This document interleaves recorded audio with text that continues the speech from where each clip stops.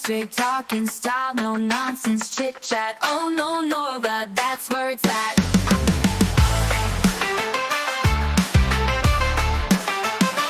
Oh no, hot dog holding people's feet to the fire, spilling out the truth, never feeling tired. Nora brings the heat, everyone's wired. Oh no, Nora, what you inspire. No hot dog holding people's feet to the fire, spilling out the truth, never feeling tired. Nora brings the heat, everyone's wired. Oh no, Nora, what you inspire. Oh no, Nora, you make it sing, facts and laughter. You always bring straight to the point, no messing around.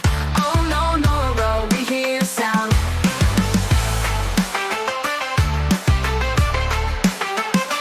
In the spotlight, you're shining bright, brighten up the dark like a city light, leading us through with your honest might. Oh no, no, Nora, you got it right.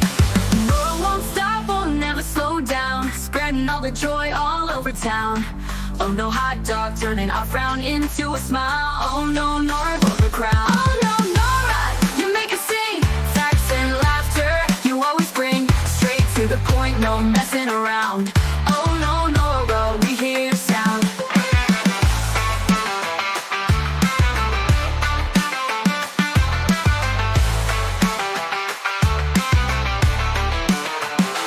Oh no, Nora, you make us sing, facts and laughter. You always bring straight to the point, no messing around. Oh no, Nora, we hear your sound.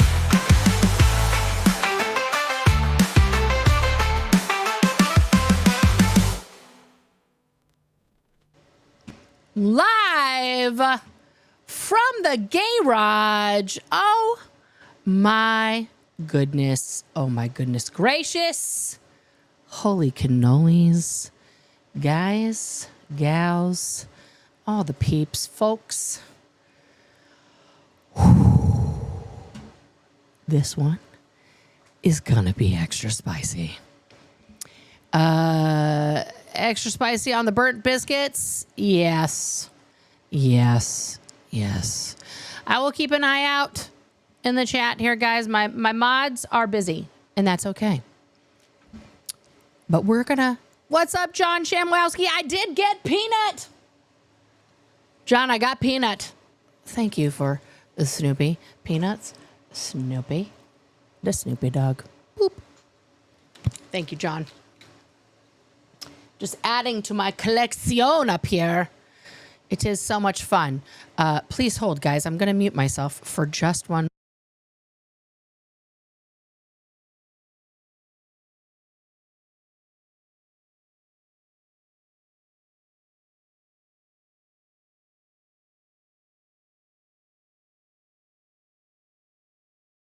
Sorry, guys. Family first. The oldest is off to work. And I wanted to wish him well.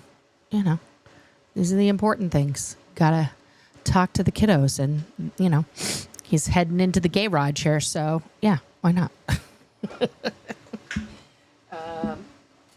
that go down? No, it doesn't go downward. Okay. So, yes, if you're Osar the Troll, please, 2 downvotes already. And I haven't even spoken. This is going to be delicious. Delicious. Let's see. It's working. Delicious. We are going to start our journey today. As you guys may have seen in the, you know, caption there in the thumbnail, that is a young Mr. Rinder. I'm going to break down my hypothesis here, okay, with a little more detail, because I've said it before that I think that this is a long con. I think this whole thing is one long Scientology op, and we're going to start out on this adventure together. All right, we are going to go here. Oh, breaking news. Breaking news. Guys, Sunny Pereira cannot keep her memory straight. She should see a doctor about that. She's only a few years older than me, but perimenopause can be a bitch, Sunny, and you should get some help for that. Okay. She just posted this literally 4 minutes ago. Breaking news. Oh no, Nora making up facts again. She says, I got to move myself here, guys, so you guys can see. She said Rinder ran the op against Leah when Leah asked where Shelley was at Tom Cruise's wedding. Rinder was out of Scientology in 2007, November to be exact. Tom Cruise's wedding was in 2013. No, it wasn't. Facts don't matter to Nora. Just make stuff up. Sunny, sweetheart. Hi. That's incorrect. Tom Cruise's wedding was in 2006. 2006. You know how we know that? How old is Suri Cruise? Or Suri Noel? She's 18. Let's do some math. For fun. Let me pull up my handy dandy calculator that my math teacher says you'll never have a calculator in the palm of your hand. It's 2024 minus 18. Oh, 2006, dummy. Jesus Christ. Because who was also at the wedding? Baby Suri. So, Sunny, it's on your phone. It's a calculator. You have it. Try using it. But thank you for giving me a good segue into how Scientology just tries to gaslight people forever. And Sunny, nice try, but no cigar, no soup for you. Yeah, this is a flunk. All right, so we're gonna start our journey. Guys, can you see? You can't because I zoomed in too much. Let me zoom out. I'm just going to show you the myriad of tabs I have here. Okay. So here we go.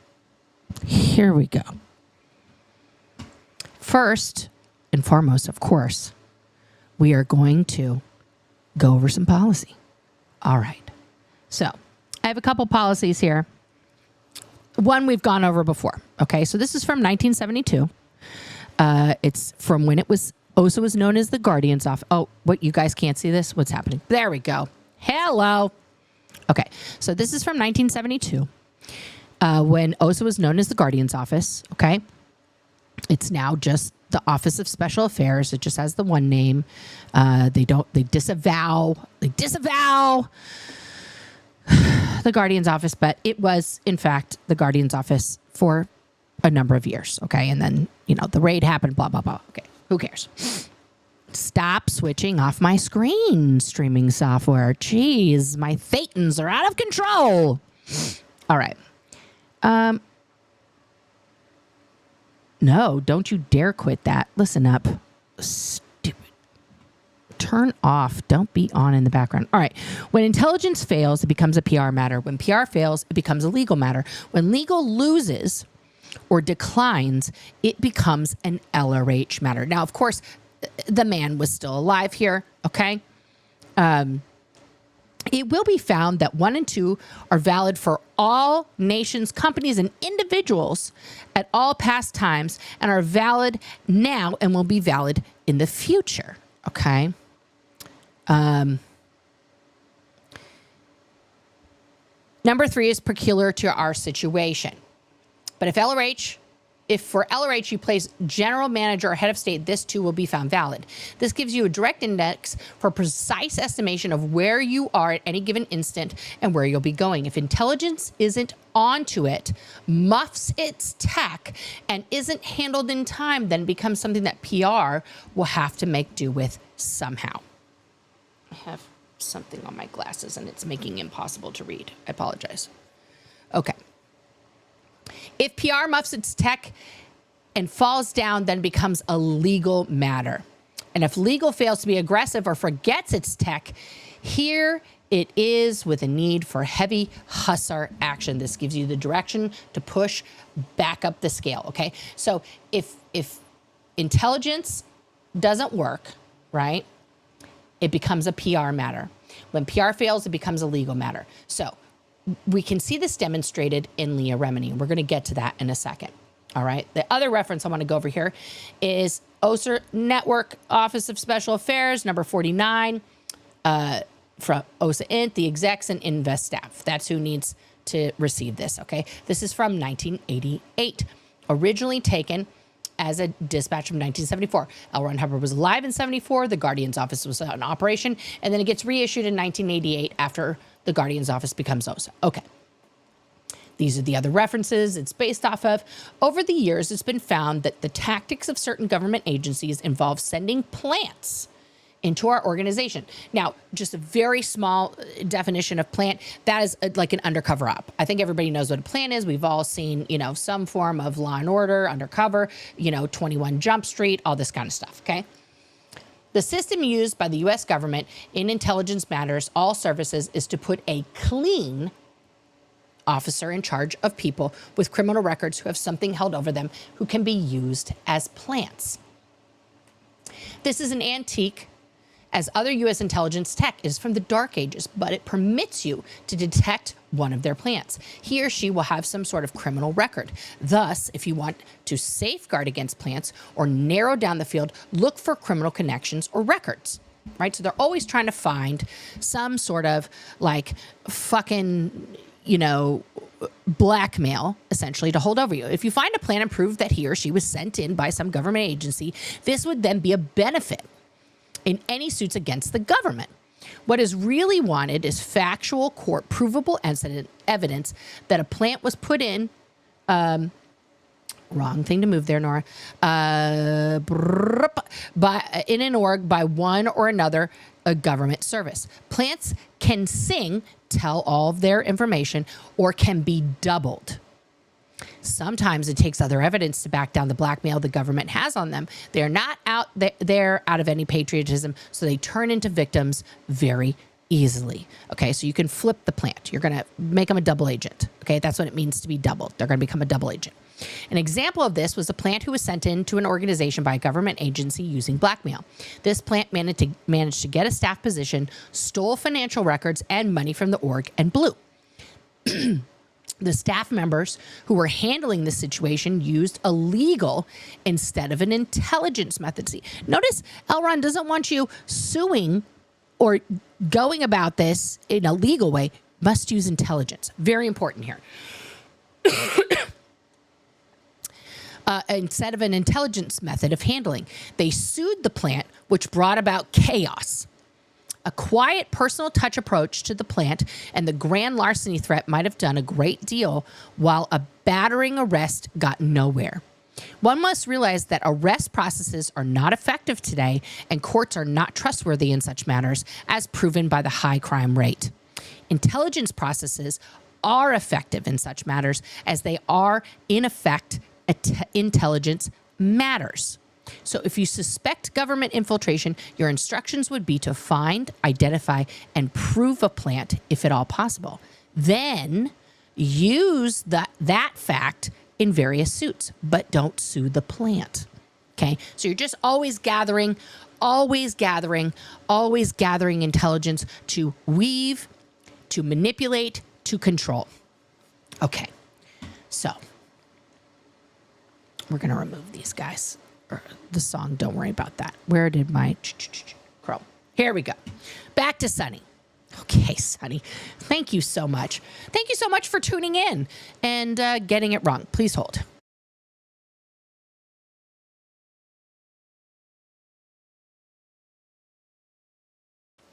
Now, we need to know some facts and figures and timelines about things that occurred in Scientology that are super important, where Mike Rinder comes in, where other people come in, etc. Okay, so first and foremost, let's turn back the clock. Not that one. Nope. We're gonna go over so much stuff here today. Okay, I have lost all my tabs. Doot. Okay. We're going to go here. We'll start here. I'll find it. Okay. So this is an article from She Knows. Okay. And they're going to do a little Pictionary, picture page, you know, sort of let's go through Tom Cruise and Katie Holmes's timeline. And let's do that together. All right. So, blah, blah, blah, blah, blah, blah. Okay. So, in 2005, here's Tom and baby Katie. Okay. And they're in Italy, just yucking it up. Here's more of them. Now, he revealed the relationship, blah, blah, blah, blah, blah. Per Vogue, that's now deleted article. Katie Holmes, said when she was a teen, she thought she'd marry Tom Cruise. Okay, weird. We all did. I mean, she's a kid of the 90s and 80s. It's not actually the weirdest thing. Okay. All right. Now, they're just kissing everywhere. Of course, the famous Oprah couch jumping.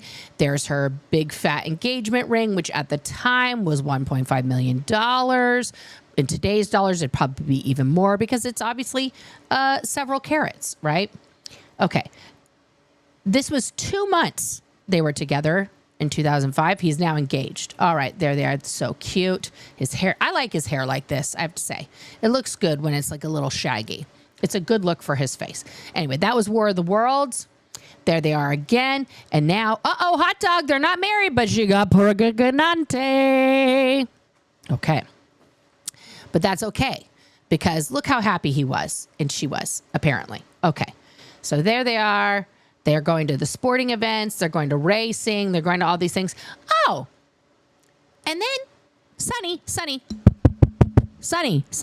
pay attention. On November 18th, 2006, Katie Holmes and Tom Cruise had a star-studded wedding in a castle in Italy. And this is also the end of Leah Remini in Scientology. Because as we all know, we're going to get back to Mr. Rinder here in a minute. Okay. So Leah left officially Scientology in 2013. Okay. And this article is, talking about her current struggles right now, but we're going to go a little pre over that. Okay. This is an article from last year, from August 2nd. Okay. From, of course, Us Magazine. All right. So Leah's been an outspoken critic of the church since she left in 2013. That's a fact. The actress who was brought into the church as an 8-year-old after her mother converted, has been slamming them. The church slammed back, blah, blah, blah, blah, blah, blah. Okay, she filed her lawsuit. And it was because, she left because of her daughter, Sophia. She pulled a Katie Holmes. Okay, she pulled a Katie Holmes. 1 month after her exit from the controversial religion, Remini filed a missing persons report for Scientology leader David Miscavige's wife, Shelley, who's not been publicly seen since 2007. Okay, so she asked about it right after that, right? And then, this gives a good timeline of how things happened. So then she was on Dancing with the Stars in 2013. Her book doesn't come out yet. Then the documentary Going Clear came out in 2015. She was not a part of that documentary, right? And then her book came out in 2016, right? Her book debuted September 20th, 2016. What also happened in 2016? Her show came out in 2016. So Leah, in 2016, 3 years after officially leaving the church, writes her book. It is published. And then her show comes out the same year. Okay. Now, let's talk about Mike Rinder, Tony Ortega, and Marty Rathbun. These are the three characters we're going to talk about today in regards to everything else. So there's Katie, there's Baby Suri, and there's Tom. Okay. So Mike Rinder left Scientology in 2007, right? According to many stories. He bought cheap clothes, ditched his suit, and found a B&B near Victoria Station, right? According to this article here, and this is from The Guardian, okay? And it is from, I'm trying to find the date. It just says this article is more than a year old. Thanks, Guardian. 2022. Okay, November of 2022. So here's Mike looking very Papa Smurfy, very learned, Okay. So he says, Mike Rinder was so entrenched in the aristocracy of Scientology. This is the article Mike approved. That Tom Cruise gave him birthday presents, a fancy watch, and a set of Bose headphones. He earned a promotion after promotion within the Sea organization, a sort of executive order, was flown around the world and entrusted with taking Michael Jackson and Lisa Marie Presley on a private tour of the Los Angeles Museum devoted to Scientology's founder. But after more than 45 years in the notoriously secretive church, which he now regards as a mind prison, he broke out. 15 years on, okay, so 15 years after he left, he wrote a book about his time inside. Some of the details are eye-watering, but what Rinder's 67, that's how old he was 2 years ago, he's now 69, really hopes is that a billion years, my escape from a life in the highest ranks of Scientology, get it on Amazon, will act, or you get it on his website, he'll send you an autograph copy, will act as a rescue operation for his 2 adult children who remain in the church. Okay. You know, when he was a kid, he enjoyed reading. He walked out of the church's offices in 2007. He walked out of the church's offices in central London and ducked into a doorway. He was 52 then, okay, in 2007. He carried 200 pounds in cash, a credit card, and his passport. As a church executive, he had pursued people who tried to leave. As a church executive, he had pursued people who tried to leave. So he knew what to expect. I needed to get out of sight, remove the batteries from my phones, use only cash, and stay on the move. When he was certain that he wasn't being followed, he caught the tube to the National Portrait Gallery, where he sat on the grass outside and let his heart rate slow to its regular beat. I went, okay, now what? What am I going to do? For the first time that I remember, I wasn't answerable to anyone. He grew up in Adelaide, blah, blah, blah, blah, blah, blah. He ambled through the thing. Okay.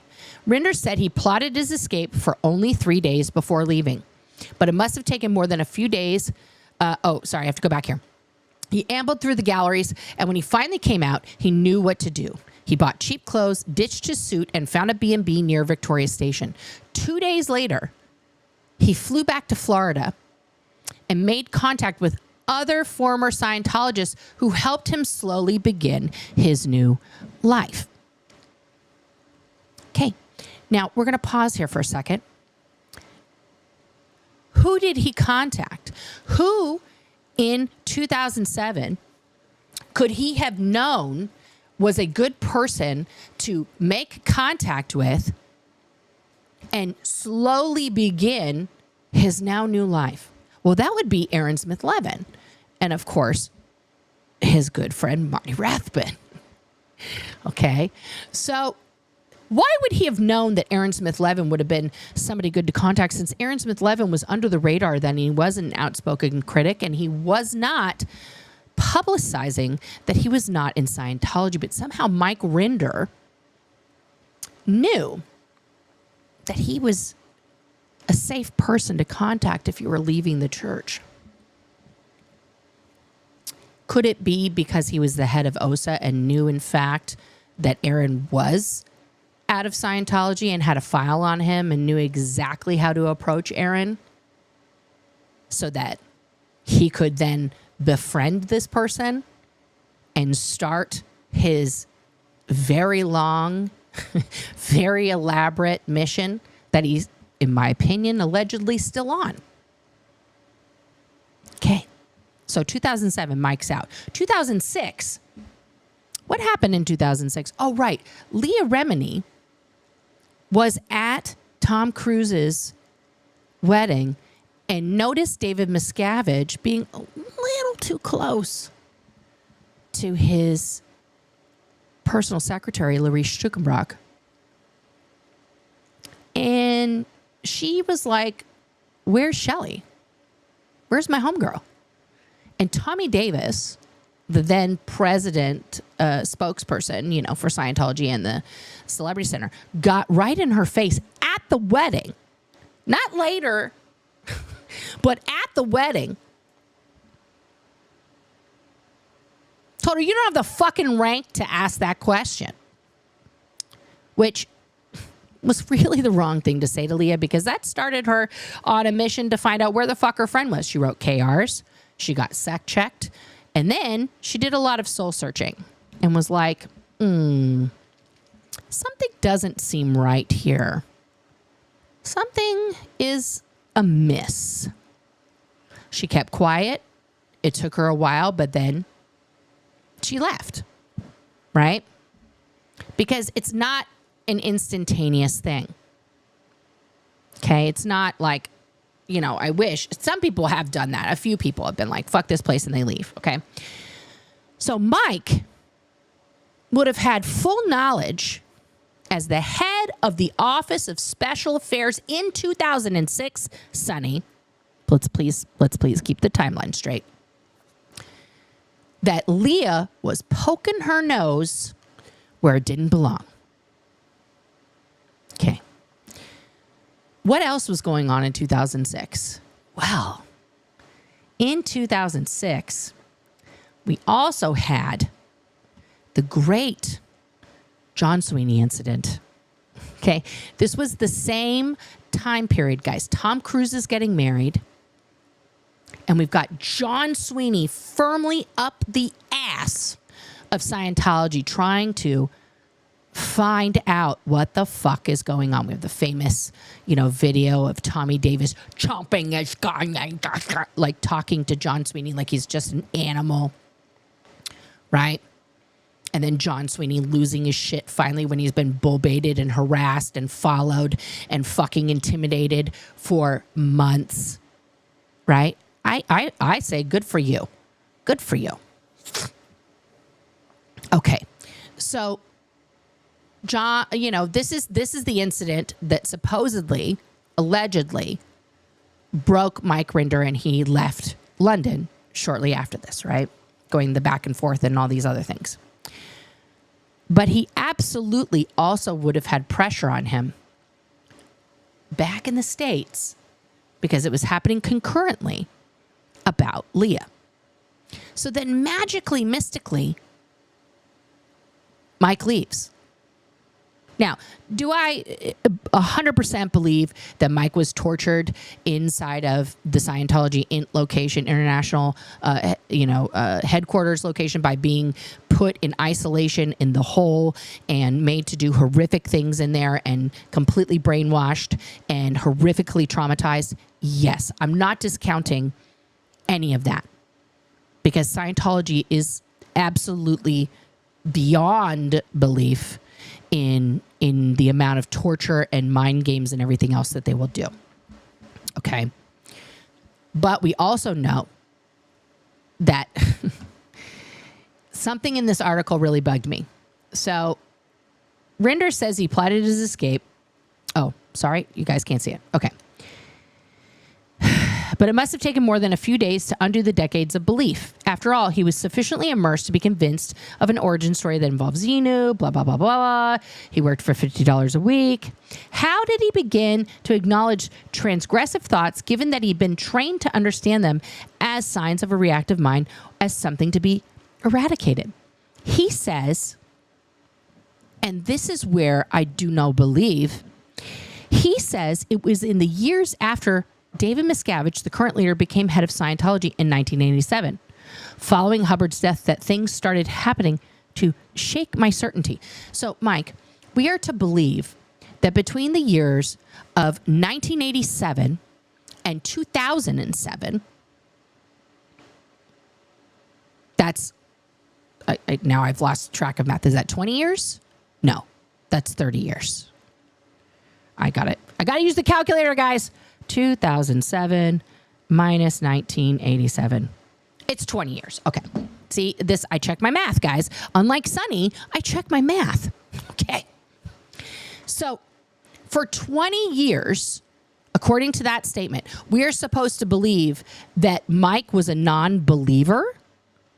His certainty in Scientology was shaken while he was executing all of those counterintelligence ops that he did for years? For that whole time? Lisa McPherson, he was just like, I don't know, this seems bad. I don't know. I guess I'll just stand over here on my cell phone intimidating protesters because, that seems like safe thing to do. Let's get the fucking goods on all these guys. But I don't know. I'm shaken. I'm shooketh. Like, wait, what? What? 20 years of uncertainty while you were horrifically targeting people, while you gaslit the entire Sea Org that Marie Bilheimer's fucking husband blew? Uncertain. This is the dumbest thing that he's probably ever said. I mean, did Miscavige give him cause to be a little alarmed at that time because he fucking ousted the brokers who Elron said are my successors? Sure. I believe he became extremely scared of David Miscavige because he's a tiny little terrorist. And he was like, oh, hot dog, what have I got myself into? I think he stayed because he was trying to do the Elron thing, trying to keep Scientology on track and not let David Miscavige, skew it. But it's a great short story because then who's the bad guy? Who's the bad guy? David Miscavige. Never Mike. Okay, so he talks a little bit more in this article about the whole, again, I believe 100% about the whole, having been put under a 24-hour watch myself many times. I do not think he made any of this up, okay? I want to say 100% the whole was real. What happened in the whole, all real, okay? Okay. Remarkably, even after that, Rinder continued in his faith, identifying as a Scientologist while he worked as a car salesman. So this is when he left in 2007. He was working as a car salesman, right? Okay. And so that's when he, started teaming up. When he left, this is his wife. Now remember, when he left, he was, how old was he? It said here, he was 52. Okay. And in true Sea Org fashion, a 52-year-old, married somebody 20 years their junior. So, and I have nothing bad to say about Christy Colburn. She's a good lady and a good mom. So we're going to leave that there. That's just a commentary on Mike. Blah, blah, blah, blah. Woe is me. Did he feel love for his children while he was in the Sea Org? Yes. You can never take away the fact that your biological children are something special to you. What does that even mean? They're special to you when you see them for an hour on Sundays. Yeah. He hopes that Taryn and Benjamin get out and they talk to him one day, blah, blah, blah, blah, blah, blah, buy his book. Okay. So Mike escaped in 2007. And I believe this is when the op on Leah began, because prior to his escape, okay, we have this man, Marty Rathman, okay, who escaped, right? So now we have two of the biggest people all of Scientology, okay? And Mike Rinder was even writing on his blog in the early days because they're besties. Okay. I take it back. 2009, Mark Rathman starts his blog. His very first post is right here. Black Dianetics. Okay. And it's actually a good post. He points out, okay, how Miscavige practices reverse Dianetics day in and day out at International Management Headquarters, and how Miscavige avoided meeting with me to discuss the ceasing of that practice. Okay. So this is a quote from David Miscavige. Miscavige, personally verified all the books and lectures, right? This is Freedom Magazine. This was when they responded to the St. Petersburg Time Truth Rundown series, okay? Right? And I should pull that up. Let's pull that up here. St. Petersburg Truth rundown. Okay, so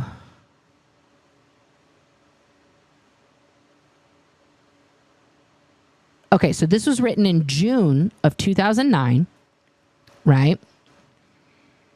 And this is a great series. If you've never read it, this goes into great detail about the inner workings of Scientology and everything else. Marty Rathbun was interviewed. A lot of other, there was like a picture of them once. Of all the people that were interviewed for the series. But Marty Rathbun was one of the main things. So, what happened? Where did I go? Let's go here. Let's go here. It's not showing this. I don't know. Will it show this one? Oh, I zoomed into my... Oh, I see what happened. I apologize. It wouldn't be a Nora stream without a technical difficulty. Let's just continue to zoom out. There we go. Perfect. I hit the scrolly thing on the wrong thing. All right. So, yeah. So Rinder, Rathbun, Tom DeVocht, okay, admit that they attacked their colleagues to demonstrate loyalty and Miscavige, right? Okay. So there's a lot of stuff that went down in there. Please do yourself a favor and read this. We're not going to go over that whole thing. So 2009, Mike leaves in 2007. He's just sort of tooling around. 2009, Marty Rathbun, okay, starts his, his blog, okay, with this Black Dianetics, reverse Dianetics, right? Now, this caught the eye of many, Scientologists, former Scientologists, I should say, because of the way that he's explaining this. It makes total sense. Okay. And you're like, oh, David Miscavige is altering Scientology. Okay. And even Mike Rinder admitted he still considered himself a Scientologist in his early days. Okay. So in this thing, David Miscavige, re-released, he says he personally verified all the books and lectures, their contents and their sequence, so Scientologists can now study their religion in pure form. This is when the basics came out. This is when Scientology was like first rebrand after the Golden Age attack. We're going to go back to the beginning. We're going to re-release all the books because, we found all these mistakes in it. David Miscavige combed every single book, every single lecture, found every typo, every mistake, and personally verified it. Okay. This project alone represented thousands of hours of Mr. Miscavige's time in ensuring every word conformed precisely with Mr. Hubbard's original works by reading and rereading each manuscript and final book, as well as listening to all 2,500 of Mr. Hubbard's lectures. Now, there's one thing I have a question on.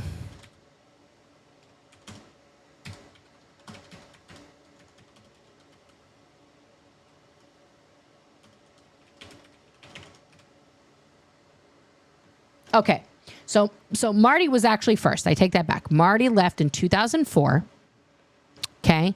And people were waiting and were like waiting with bated breath. What is Marty going to do? What is Marty going to do? Right? So he left in 2004. What else happened in 2004? Let's see here.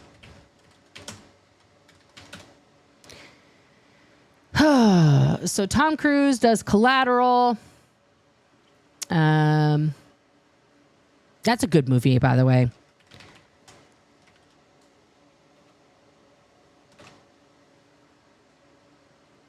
Right. And he does a bunch of weird interviews. Okay. That's the 2008 video.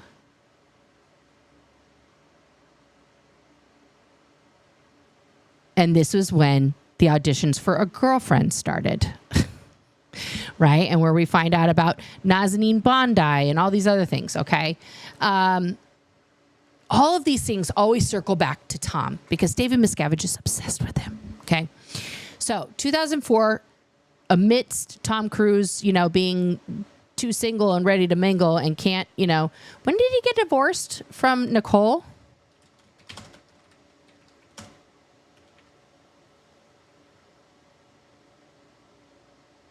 2001. That's right. And he couldn't keep a girlfriend after that. Okay, guys, I was on the RPF when that happened, so I didn't know about it.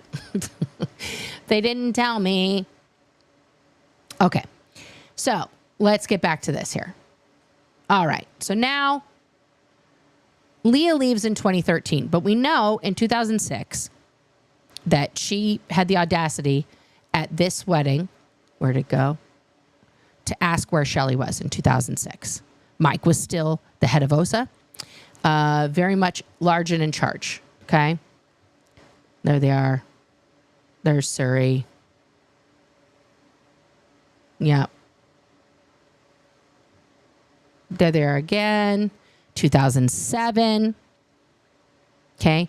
Right before Mike leaves. Hey, poor Katie's looking very tired then. Okay. Red carpet. And then there was rumored that she was pregnant again. She wasn't. They went everywhere. Blah, blah, blah, blah, blah, blah. So much hand-holding. 2010. More premieres. 2012. Let's keep going.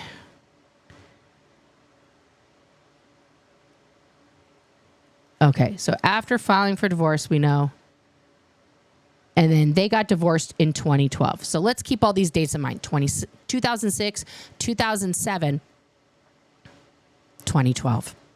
Okay, so in 2006, Leah asks the forbidden question at the wedding of Tom and Kate. Her file is started. The campaign against her is started then. She describes that in her book, Troublemaker. If you've never read it, everything that happened to her from the moment she asked that question to the second she finally stepped out and was like, I'm no longer doing this. It was a long, torturous 6 years for her, okay, of finally making that decision and getting out.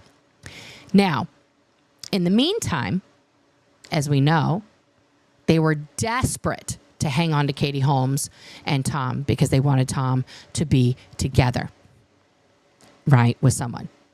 And now he's had a biological daughter. It's a big deal. Okay. But as we know, Katie Holmes, smart diva that she is, figured it out and got out. Okay. So Mike leaves in 2007, hooks up with Marty, who'd been out for 3 years, and Aaron, and starts his journey, right, into a better life. Okay. Leah leaves the year after Katie files for divorce. So Scientology is in free fall. Katie fucking pulled a number on Scientology. Their shit's bad. Now Leah's coming out with a book, with a thing. Okay. And now first, the rumor was that she had hooked up, with Marty Rathbun, right? And stop it. Okay. Right. And here's a thing that was written by, they don't share who, but it's an internal document about Workers' Paradise for Tom Cruise, written by Mark C. Rathbun. Okay. So this is one of the hundreds of reports written by staff members of the Gold Base on the movement statements, likes, dislikes, and other personal matters concerning Tom Cruise. I doubt Tom is fully aware of just how closely David Miscavige micromanages Tom's life. Okay. Dear sir, as info, Mr. Cruise got up at 2:30 p.m. to have breakfast with Kate. Oh, you guys can't see this. There we go. I brought him to building 50 to pick her up, and he asked to see the Harley Davidson so he could show Kate. I pulled out the Harley, and he sat in the middle of the road outside the garage and said he could sit here all day staring at this bike. It is the best Harley and the best paint job he has ever seen. P.S. That was painted for him by Sea Org members, and gifted to him by David Miscavige from funds collected from Sea Org members. Okay. In the same garage on the other side is Mr. Bellin's Ford Mustang. He thought that it was awesome and asked me if I could get a Ford discount on this. He told me that he bought an old GT for Steven Spielberg and maybe he should get a new one for him as a thanks for the film. What film was that? War of the Worlds. And like the same color as the old one and give him a new one as well. I told him I would get him a brochure, etc. He asked Kate if she would like one to drive as he really liked it and wants one. She said yes, and I was already trying to figure out a color. Additionally, I told him that his Triumph, another motorcycle, went in for chrome triple clamps to match the rest of the bike, and that the guy at Triumph went out looking for a black Rocket 3, and there was this gorgeous red gem. The guy asked me how it was done, and it was spectacular, and I told him that there were only 3 motorcycles like that on planet Earth, and it was totally proprietary because they did a paint job from Sea Org members. Mr. Cruz loved this, loved it. Also, he told me that the message system made such a difference already. He does not get disturbed at all and can communicate from within the coach. He wanted to know if he could communicate straight to the BlackBerries of his staff, and I told him we were working on this and that it looked totally possible. Note, Tom Willis has this being done and should be done by tomorrow night, ready for install. I did not tell Mr. Cruz this as Mr. Willis just got this nailed. So they were working on internal communications abilities for Tom, known affectionately as text messaging, but a super secret way for him to use like a computer system just to get messages directly to his people and their BlackBerries, because it's 2005, guys. He asked how Silver Screen was doing, and I told him it was doing very well and that JB was up there. That's John Brousseau. I told him the executives of Marathon know who the coach is for, but not the workers, and none of them have seen the designs. This is a huge like fucking bust. I handled this by removing the personal pictures in the renderings and put a full set on the side of the coach for all workers to see. Since doing this, workers have been originating work late and on Saturdays to get the coach done faster, as they have never produced anything like this before. And the feedback from the audio personnel was that they were learning so much in doing this coach on quality of audio, as well as how much a Crestron can do. Note, Marathon has never had the ACs controlled by Crestron, and we figured out how to do this apparently. For years, this has been a problem for them. I did not tell him this part. He was very happy about this. He asked me when COB was coming back, because you can never say David. You have to refer to him as COB or Captain Miscavige. And I told him I did not know. He mentioned again that he loves the Husqvarna, that is also another motorcycle, and that it is awesome. Additionally, he commented that he loves being at the base and does not want to leave. Just like the ship, there is so much space. He said that his LA house is like a prison. He's stuck behind a gate. He said again that the base was the best place in the world for him. So this is 2005. He's whining and dining Katie Holmes. He has her at the Scientology base behind another gate, Tom. But there's just so much space, you know, and he just doesn't have to lift a finger, and all these people are caring for him. He's just waking up at 2:30 to go see Kate wherever she is, you know. Okay. To give you an idea of the lengths people were going to cater to Tom Cruise and Katie Holmes inside the Church of Scientology. Okay. So Marty is revealing this information in 2009. This is, of course, after Tom and Katie are married and Suri is born. And then, of course, in 2010, Mike Rinder starts his foray into writing. Started writing on Marty's blog because they were besties. They did a whole series of fishing together and everything. Okay? And they used to call it the Church of Miscavigeology, right? And how they're disaffected with that, and it's not really about, you know, that kind of thing. Not too surprisingly, how tech was the most common response. Vulture culture, more horror stories of late night reg visits, blah, blah, blah, blah. Okay, so he's basically, all of this, guys, is exactly out of the OSA playbook. In 2010, he starts talking to ex-Scientologists, free zone Scientologists, like, hey, I'm one of you guys. Tell me what is wrong with Scientology. Tell me what's going on. What's happening, you know? And they don't like, you know, seeing their favorite management people gone, and, you know, the Tom Cruise couch jumping. sew out PR, right? Mandatory events. These are all the things that Mike has done in his tech to find out why people are leaving Scientology. Like, who cares? Right? Like, who cares? But that's where we started out. And then Mike Rinder, welcome to my new blog. Oh, what a coinky dink in 2013. So for 4 years, Marty Rathman's blog, moving on up a little bit higher, has provided an invaluable service. It's been the best source of news on the current goings on in the world of Scientology, exposed truth about what's happened in the past, provided a venue for those newly emerging from the bubble of the church to announce themselves to the world, given insight to the swirling of the tech, offered helpful advice, blah, blah, blah, blah, blah. Okay. Marty always wanted to help spiritual awareness, blah, blah, blah. Okay. So the other guy I mentioned here is, of course, Tony Ortega, because these three at one time were completely the three amigos. So let's go here. Tony Ortega, this is his wiki page. Anthony Tony Ortega is an American journalist and editor best known for his coverage of the Church of Scientology and his blog, The Underground Bunker.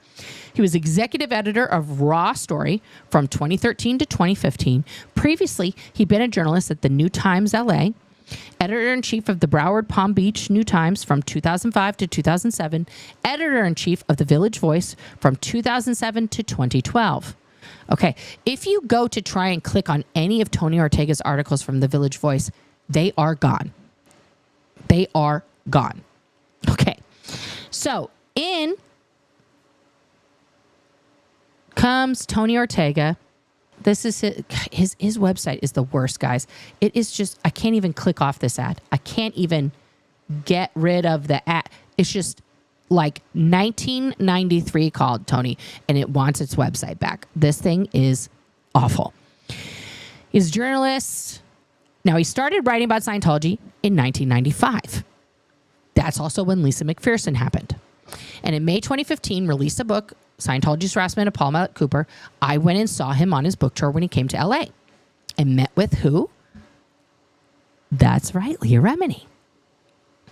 Because she left in 2013, and this is like when all these things come together around this same time. Okay? You can send him an email, message tony94@gmail.com. That's his email. You can do it. So this is his article about where he broke the news that Leah was leaving. Leah hadn't actually, she chose to announce it with Tony Ortega. Why? Well, in 2013, something else was going on, right? So this is Marty's wiki page because he's been in a few films. He has his own wiki. He left in 2004. And in 2016, had a change of heart. What happened to Marty in 2016? Woman drops lawsuit against Scientology. A Texas woman embroiled in a years-long battle with the Church of Scientology and its leader, David Miscavige, filed a motion Tuesday to voluntarily dismiss her harassment lawsuit against the church and some of its top officials. The legal move came as the Texas Supreme Court was poised to review arguments in the case, and months after Monique Rathman, the wife of former high-ranking Scientologist, fired her attorneys without explanation.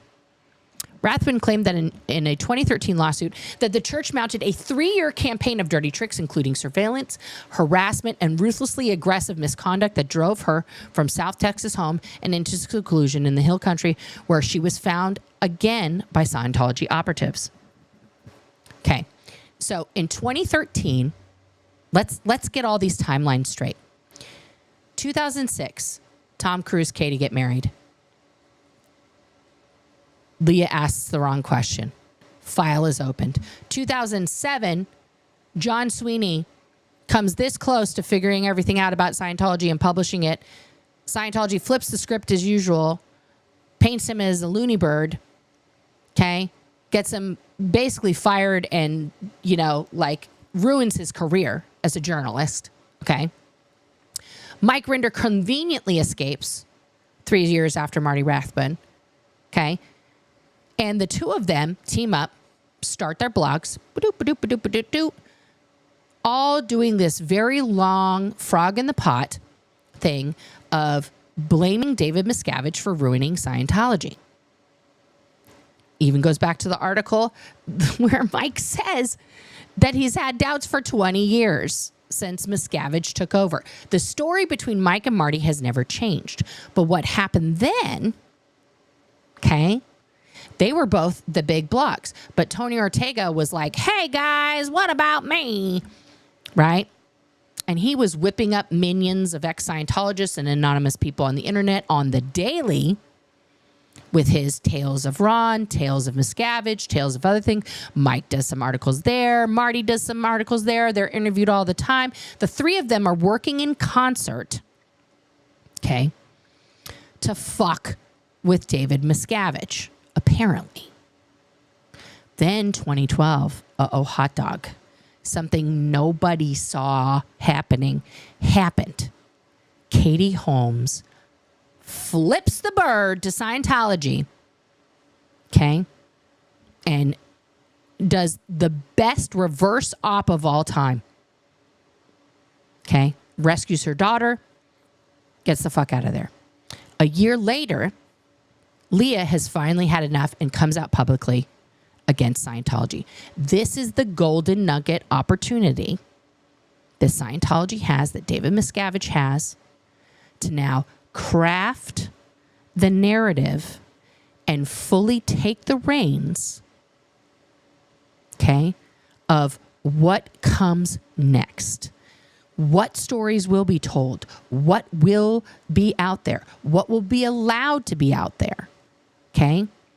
And from 2013 on, we have Tony, Mike, and Mark working in concert, if you look at all of their articles together, to craft that narrative. 2016 comes along. Marty has now left the building. Okay? Now, in terms of intimate knowledge of David Miscavige, Scientology, the inner workings, dirty deeds, Marty had his hand in all of that. He was singularly the most potentially destructive person that had ever left Scientology. Okay? And everybody knew that.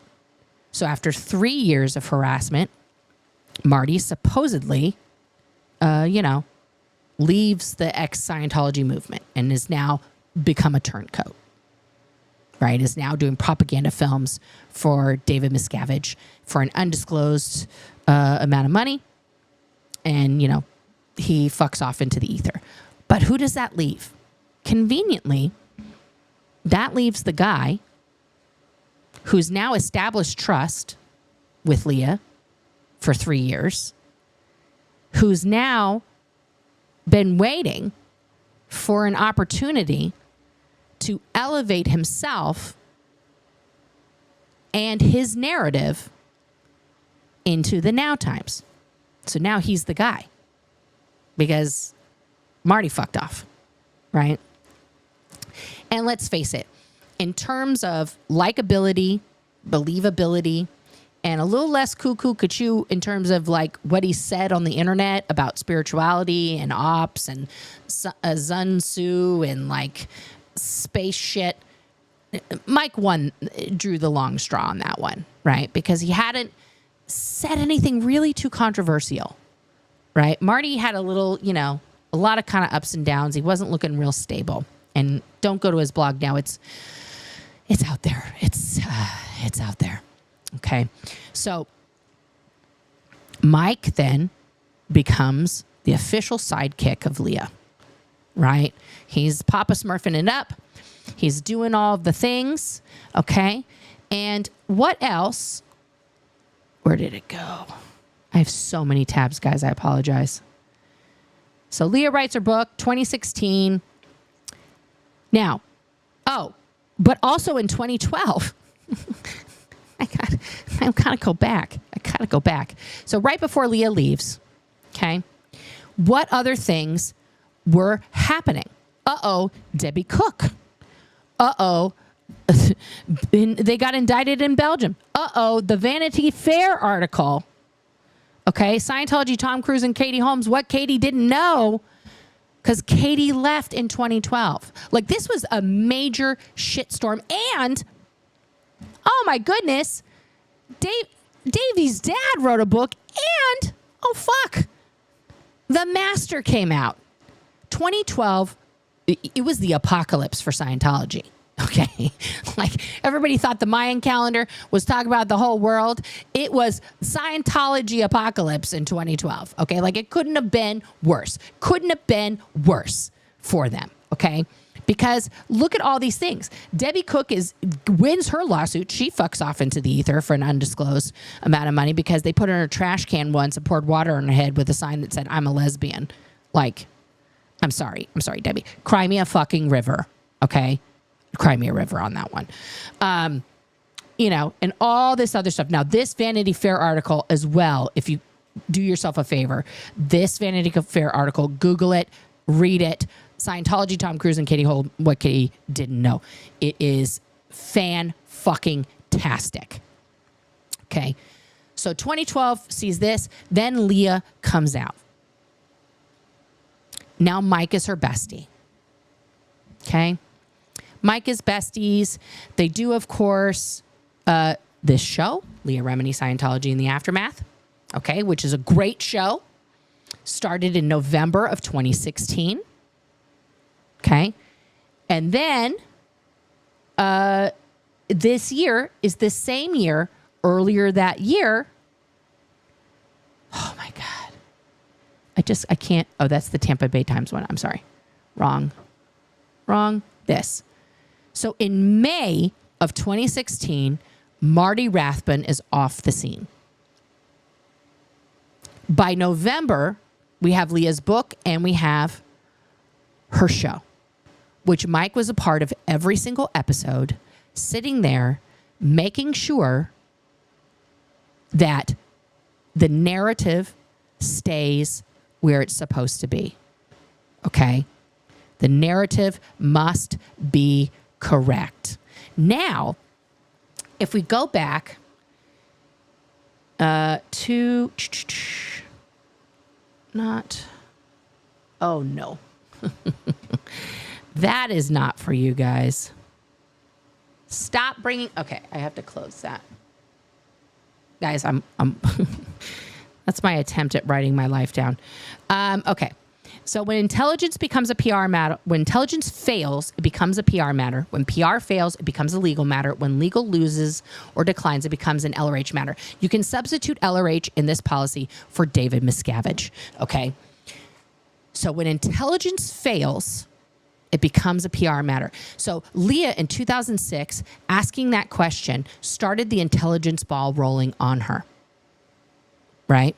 And it hasn't stopped. Many articles about her. Even now, she is feeling the immense torture of being followed. All of the things that we experience as former Scientologists, but she experiences it on a global scale because she is a celebrity. So they write horrific articles. They try to get the tabloids to write bad articles about her. They get bad pictures of, it's a whole thing. Being a celebrity is a whole other level. Right? But it's bad.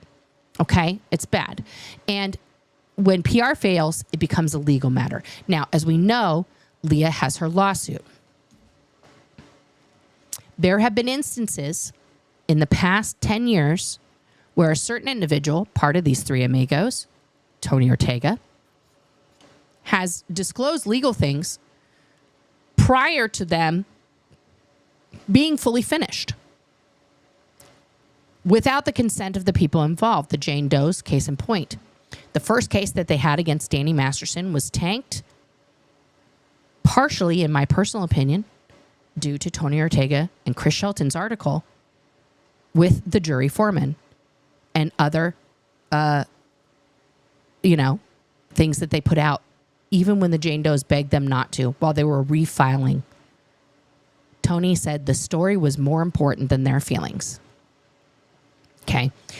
Now, I've dealt with plenty of reporters, and a lot of people have very negative, opinions of reporters, especially ex-Scientologists, because we were told our whole lives that reporters and the media are bad. And, in today's world, the media it's kind of like skewed, right? It's kind of weird. But never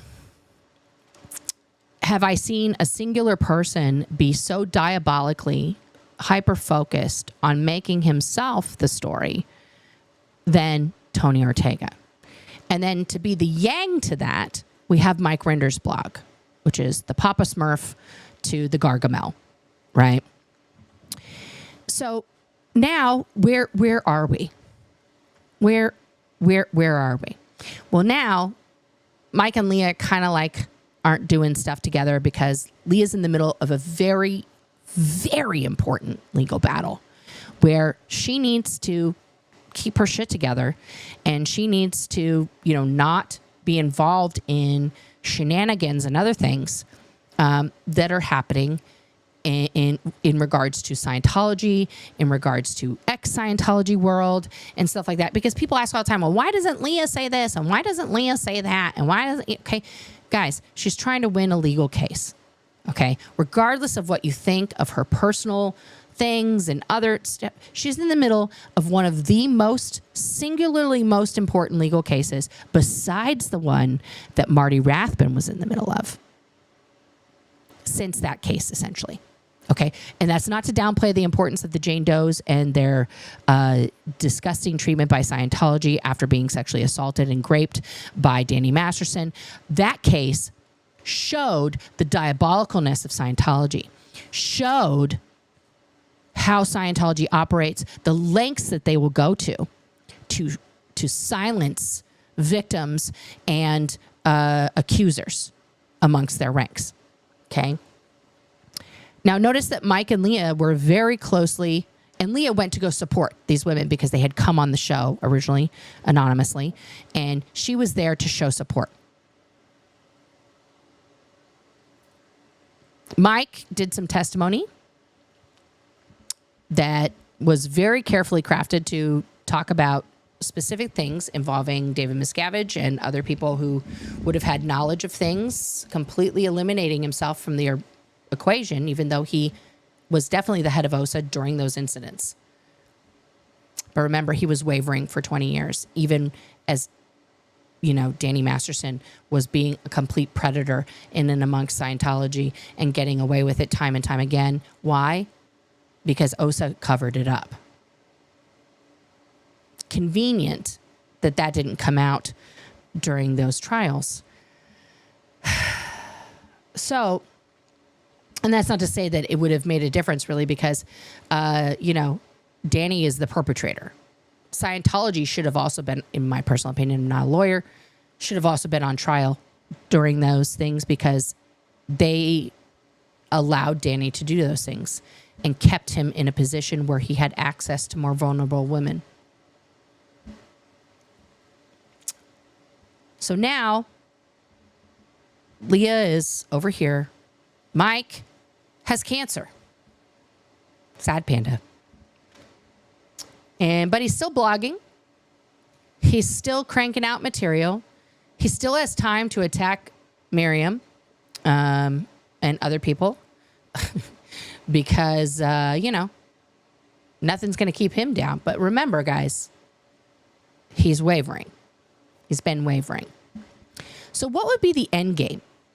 What would be the absolute end game in this scenario? Because they couldn't control Katie Holmes. They couldn't get Mike out fast enough to get in with her. They already had Jessica Fesh back as her friend. She fucked that up. She was married to Tommy Davis. And where's Tommy and Jess? Oh, right. He divorced her and left her with twin babies and is now married to some 20-year-old or something in Vegas while he works for a Scientology investment firm making millions of dollars.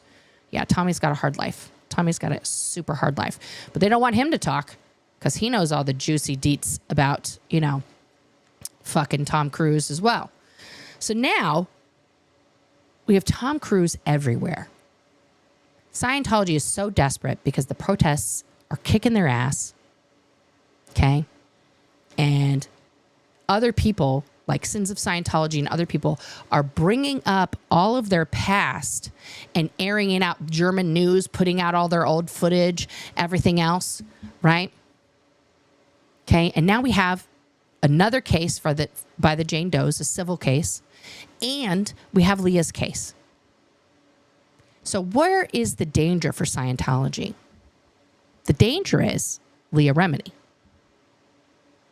right? If she wins this case, because now she's got a new, very good lawyer, this is very, very bad. Also, it would expose more inner workings of the Office of Special Affairs, how their tactics work and things like that. I mean, we have all the documents here. I show them and things like that. But who's more scared about Leah winning her case right now? David Miscavige, who managed to evade every service that was given to him. I find that miraculous.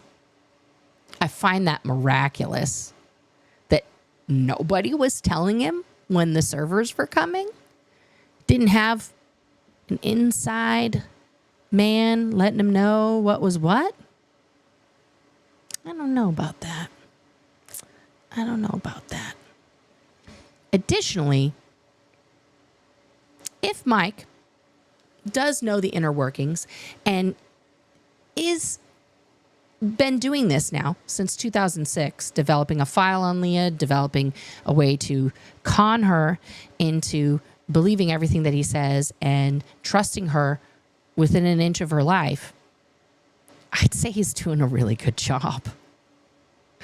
I'd say he's doing a really good job because everything in her life that's falling apart, right, only really started falling apart, if you think about it, the more she put Mike in it. Okay? She left in 2013. She was, biding her time, figuring it out, taking a rest, like, releasing some of these things. She writes her book. And, Mike Rinder wasn't even paid for the first season. He was just a prop, basically, right? He was just a prop to add credibility, right? Because he's the former head of the Office of Special Affairs, former high-ranking Scientologist, and he can, vouch for things, give it credibility. The second year, though, he wanted to get paid. He got paid. He got paid a lot. None of the participants got paid, but he got paid a lot. And that's when he started getting real power hungry, right? For control of the stories, control of who was researching what and what they were researching and why they were researching it, right? Where the story was going. So what do we see now happening in 2024? Okay, let's get to 2024 because here we are. Leah's suit is ongoing. The Jane Doe's suit is ongoing. Mike is behind the scenes, behind his cancer wall, silently attacking people, utilizing other figureheads. Okay, we still have Tony Ortega on the scene. His blog is a mess, so he joined a Substack, try to get people to pay for that. It's still free. But every once in a while, if you pay, you get an exclusive podcast. Right? So there's really no way that Tony Ortega is making money off of any of that. His YouTube gets no views. His Substack has no subscriptions. It's impossible that he's eking out a living based on that ridiculous website of his that is just so filled with ads. It is like literally the worst, right? So maybe he's getting ad revenue from the 10 million clickbait ads, on this thing, right? It's just ads. And this was an article he did back in 2012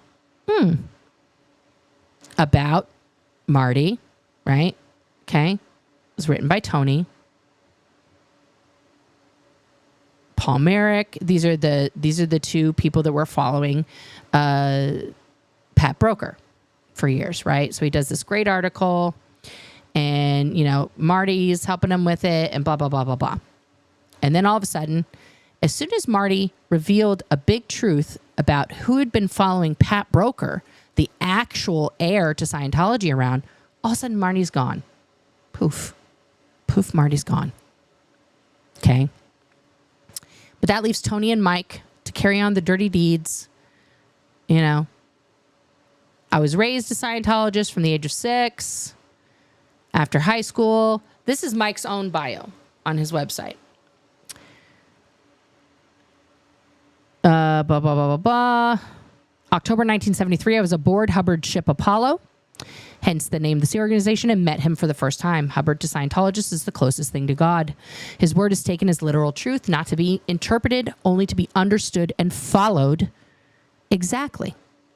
I remained in the Sea Org until 2007, when I finally decided there was no way I could change the culture of violence and abuse that had become endemic under the leadership of David Miscavige.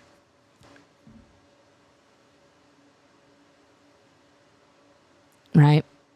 He had to leave his wife and his kids.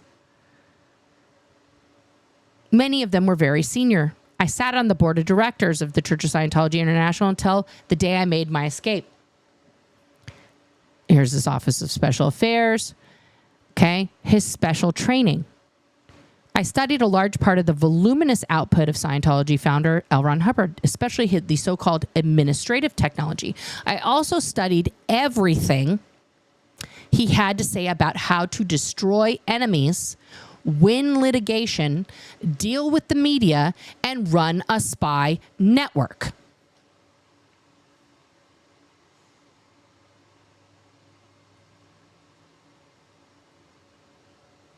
So Mike is the most trained Scientology spy on the planet. Few people have had the wide exposure to so much of Hubbard's writings, as there's a good deal of it which is deemed confidential. Okay? So, because Mike has cancer, and, you know, again, that, you know, I don't wish cancer on anybody. I was trying to find the very first post. I finally found it. If you go here, he's still writing. This is from today. He's published an article. Freedom Medal winners become fundraisers. Da, da, da, da. And, you know, oh, Michael Roberts, sad panda. You know, this is just another, and he's going to deflect to Tom Cruise. Right? So he's still cranking out content. But when he wants to do the dirty work, he goes here. Oh, it's me. Thanks for getting a close-up. I wanted to see if I'm going to refresh it. I wanted to see if no, she hasn't written anything else. She's too busy being over here on Reddit with B Kiddo, a.k.a. Sonny Pereira, who doesn't know how to tell time. Right? And the unvarnished guys, whoo, they're really stuck on Louis Repetto. Guys, Louis Repetto, absolute predator, absolutely did bad things. He's left. If there are victims out there, here's what I'm going to say. If you have a case against Louis Repetto, please file that with the appropriate authorities. We are not, and by we I'm using the royalty of SPTV, we are not a government organization, any type of organization, actually. We do not make laws. We are not a rescue group. We are not an investigative group. We do not go and arrest people. We have no authority to do that. Okay? So if you have beef or cause to take legal action against Mr. Louis Repetto, please do so. No one here on SPTV ever said anything otherwise, including Aaron. So this fucking shit, I'm sorry, this is just so bonker doodles. God, talk about scraping the bottom of the barrel. I would love to know who Health to the Yeah is. If anybody knows, please tell me. Okay, so this is the new one. I confess it was me all along. This is them making fun of me. Oh, they're making fun of Aaron. Wow, they don't know how to do it. And then Sonny, of course, trying to get me. What is this one about? They wrote it an hour ago. They just, again, audio bleeding.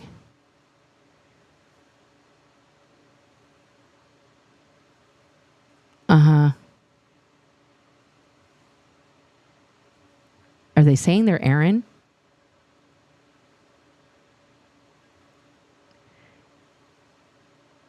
Oh. My minions attack Stephanie. I know that she has a good heart and meant well, but the monster I've created is no longer under my control. That's not Aaron. They're so crazy. They are so crazy. But at any rate, they go to this lady, Stephanie Hutchison, who does nothing but write articles about me, about Aaron. She doesn't attack Scientology, right? Aaron's a real person. He's live probably right now. Okay. She does things like this. Put up a GoFundMe for Liz Ferris that she copy and pasted from another GoFundMe. Like, Mike has not even taught her the ways of the Scientology Jedi. Right? But what is the ultimate goal? What is the ultimate goal? The ultimate goal is to make sure that Scientology continues. That Scientology wins. So now in 2024, Scientology has brought itself back to the beginning. Okay? Back to 1950. We're going to start all over. We're going to promote Dianetics. We're going to put Dianetics people on the streets.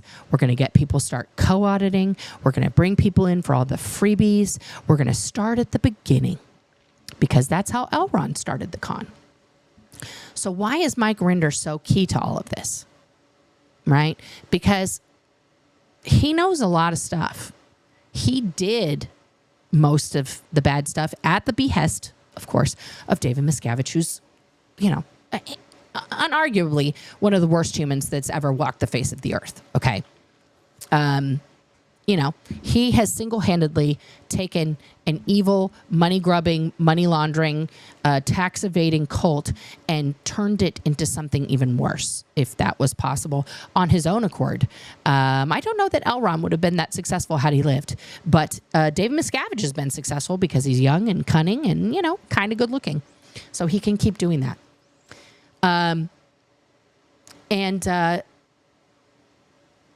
So if Leah wins her suit, which I am fingers crossed, toes crossed, eyes crossed, everything crossed, that she wins this suit, okay? This will deliver such a damning blow to Scientology that they're not going to recover.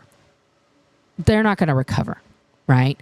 And yesterday, I did a couple things about Stephanie, Mike's favorite pet, that showed her sanity level is very low.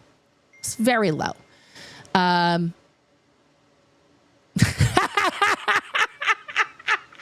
sorry. I just got the world's greatest text from a relative that I fucking love so much.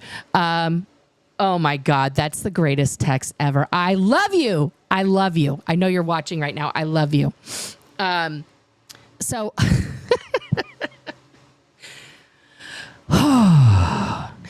So Mike Rinder, you know, while going through chemo and all that other stuff, is setting up Leah to fail.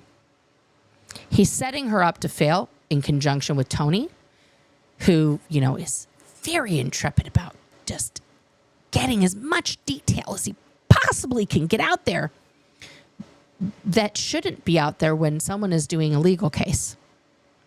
Right? And Daniel. He's not good looking. Okay. He was cute in his younger age. Come on, let's be honest. When he took over Scientology, he was a little bit cute. Still super short, but I agree. Okay, guys, that's the most controversial thing I've ever said, apparently, that David Miscavige is kind of good looking. Jeez Louise, that would have got me on the RPF for the second time if I had said it there. All right. So Stephanie started out just as like a regular stalker, right? Like just writing fan mail, getting interested, commenting daily on Mike's blog. And then he realized this is a useful psychopath. She can help me. Right? And with his encouragement and his love, his Papa Smurfdom has molded her into the complete raving lunatic that she is today. I don't think she spends 1 minute off the internet. Right? Okay? Just combing for details, much like the potato head fake foundation thing. I really hope they do a thing of me pretending to be the breakdancer yesterday. That was so hilarious. Anyway, you know, and now all of her cuckoo baby render shit has blown up. Okay. And for those of you who didn't tune in yesterday was a big day. A big day. I did a whole thing about her. Then during my live breaking down all of her cuckoo cuckoo-ness, she opened up a GoFundMe for Liz Ferris without contact. Well, she did in all fairness. She wrote an email to Liz. I was like, hey, I want to start a GoFundMe for you because I love you and you need help. You're a single mom who lost her fiance and I want to help you. And Liz was out and about living her life and didn't see the email, but Stephanie was like, I'm going to do it. And so she put up a ridiculous, I'll show it again one more time because it's just too good not to. She steals a picture of Liz from a live, doesn't even ask, just a terrible screenshot from her very low end phone, awful pixelation there. And then says, I'm asking for support for a young woman named Liz. Liz is 40, but thank you, Stephanie. She has endured the loss of her fiance. No. And the father of her children. Oh, where did she get that info from? From this. With the loss of her fiance and the father of her children, Liz Ferris and family. This is a lady 5 years ago who lost her fiance, Tyler, who they had 2 kids together. Like what? She just copy pasted that. Literally, Claire Headley called Liz Ferris to find out if Carrie had died. Okay? This caused a lot of undue stress for Liz, who has just gotten out of the hospital after a double pulmonary embolism and is fingers crossing her way that her cancer that she had years ago is not back. Okay? This is not the time to fake a fiance death for this person who also, by the way, was told by Scientology 20 years ago that her father was dead. Oh, who was in the Sea Org then at the Gold Base a lot? Oh, right. Mike Rinder. Who again, fingers in all the pies. So if Leah's suit, which again, I'm rooting for 100%, goes through, not only is this bad news bears for Scientology, this is bad news bears for Mike. Because I have a feeling, guys, I cannot express to you the disdain and disgust with which I feel for this person, Voodoo Kitty, a.k.a. Sarasaurus on Reddit, a.k.a. Sarah, S-E-R-A, Sarah. She is a vile, disgusting human being who, like Stephanie, spends all day on the internets commenting, downvoting, probably one of the 4 downvotes I've got here on this stream. Yeah, Sonny, exactly. Try Wikipedia and the internet to research states next time. I mean, Sonny, this is just the laziest thing you've ever written. It's the laziest thing that you've ever written. Oh, now there's 11 comments. Mike Rinder, was in the hole starting in 2005. Leah questions Shelley whereabouts in 2006 and Tom and Katie's wedding. Mike escaped Scientology in March of 2007. Thank you, Reddit, for backing me up. Thank you for backing me up. I mean, when Reddit has your back, yeah, this is good. Are we shocked? Sarah, Sonny's the one that got it wrong. This is like gaslighting beyond gaslighting. Like literally, they cannot stop the gaslighting. The wedding was November 2006. Mike left in 2007. Like, hello? I remember Mike working with Tommy Davis a bit sometime after the wedding. This is a person who was there before he disappeared, and he was just being a lackey for COB. Yeah, he was working with Tommy on the whole fucking John Sweeney thing. Like, come on. First of all, don't ever spare analysis put me in the same sentence as fucking Kellyanne Conway. Are you fucking kidding me? Are you? That's the worst insult I've ever had. That's the worst insult I've ever had. Calling me Kellyanne Conway? How dare you? How dare you? First of all, Kellyanne Conway was a Democrat who flipped to be a Trump supporter and talked her way through that and has a husband who has been flaming her on Twitter ever since. Okay? I'm definitely no Kellyanne Conway, honey. But nice try. So,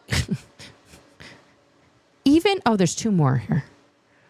Two more replies I didn't see. Sonny had to correct it.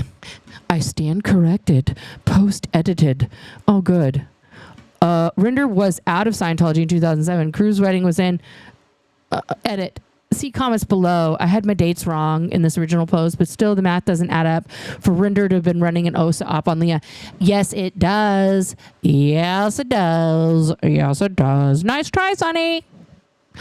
A nice try, Sonny, but you was wrong, girl. We proved it here on my live. And that's a Ginsburg. I'm sorry. I just went full Kate McKinnon there. Okay. So, Kellyanne Ames. Oh! Take that back, Tommy C's cat. Take that back. Take that back. Oh, no. Pokey's face planted again? Let's fix Pokey. There we go. Pokey is fixed. Thank you. Thank you, Alley-oop, for helping me fix Pokey. Thank you. All right. So, guys. Guys. Oh, Julie, thank you for being here for 4 months. I love it. I'm going to get to all of your guys' questions and everything here in a second. If this... And I'm trying to break it down in a way that you can understand because it's very confusing. I feel like, the guy with the red strings and stuff. It totally tracks that Mike, upon his leaving, was sitting here in Sleeper Cell Universe waiting to be activated. And I'm going to do a whole MK Ultra episode. Okay. By Miscavige to handle the noise outside. Or he was sent out from the very beginning because he was so ineffectual inside with the John Sweeney and, other things that he'd been put in the hole for, that Tom Cruise couldn't stand to see him anymore. His buddy who gave him gifts. And he had to now go make up for that. Go and prove with an effective blow that, he's worthy. He's worthy of Hubbard, his hero. He's worthy of, nobody sent me a Deadpool Funko. Get on it. And all this other stuff. So this long con of inserting himself into Leah's life, getting to be the sidekick, getting to craft the narrative, getting himself on the board of, at the time, the only foundation set up to help ex-Scientologists leaving to make sure he can vote on who gets help and who doesn't. Thumbs up or thumbs down. Gets to Caesar the people who are leaving because he personally gets to find out what juicy hot goss they have. Why else? Thank you, downvotes. Why else would he be so obsessed with being in that position of power? Why else would he be so obsessed with knowing who wants money, what they want it for, and how long have they been out of Scientology. And only if you're just leaving, you get help from the Aftermath Foundation, right? Okay. So I think it's easy to figure out that this man, Papa Smurf, has never left his post.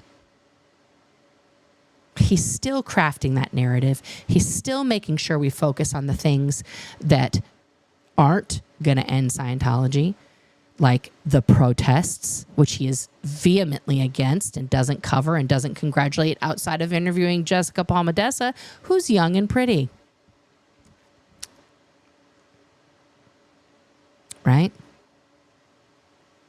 Tony Ortega doesn't cover the protests.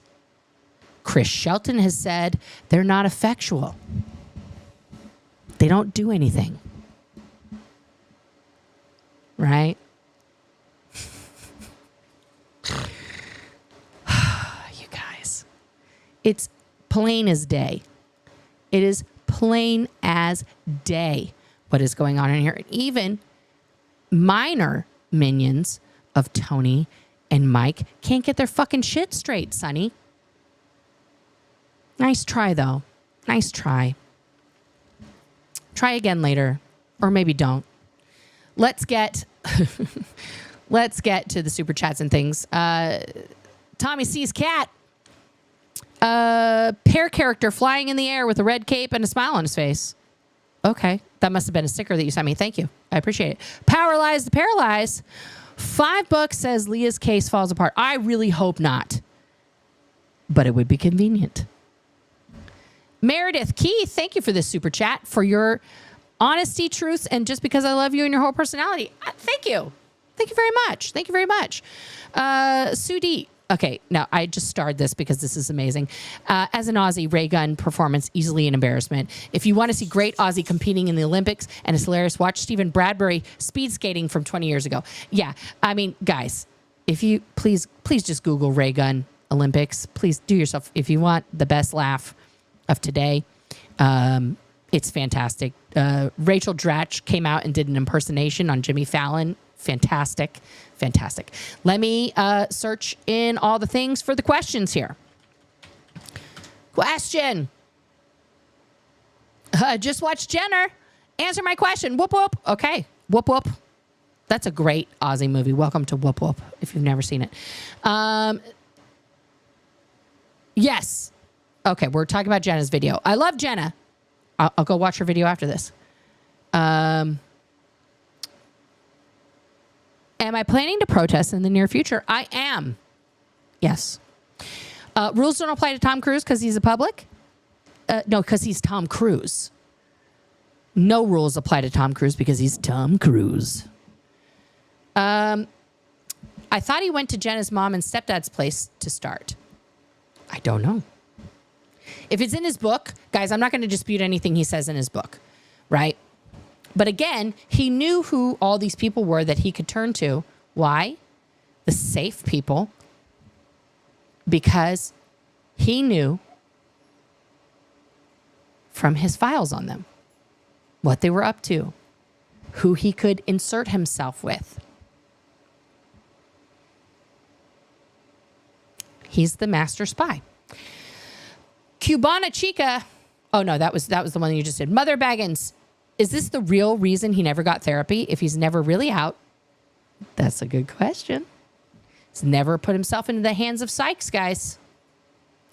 Jill Anderson, is involuntary functions like breathing, awake, or sleeping part of the reactive mind? No. That's basically, according to Scientology, this brain only has that function to just like do the autonomous body stuff. It doesn't do anything else. It just keeps your body alive. It's just the like battery for your body. Toby F, do you believe Mike is back and that whole gang are back in? I don't think he ever left. Lanakin, so Mike getting a job from Aaron, make Aaron a bigger target, forced him closer to being declared. Yeah, it put a lot of pressure on Aaron. Little did they know. See, this is the unfortunate thing. When they try to put pressure on people like me or like Aaron or Serge, like they made us. They made us. And they don't know how to control us now that we know the secrets of them and the real world. Right? Yeah. Stacey Toms, isn't Leah's case on hold at the moment? Last video I saw Aaron do about it seemed like her case might die in the water. That was before she got her new lawyer. So as far as I know, it's still back on. Are public celebrities like Leah Remini aware of the PR policy you've just read? Did she know this is what was happening to her from 2006 to 2013? Or did they just, that's just for the higher ups. That's super confidential. That's an OSA only policy answer. No. She didn't know there was an op being run on her for those years. She just was getting tortured by Scientology.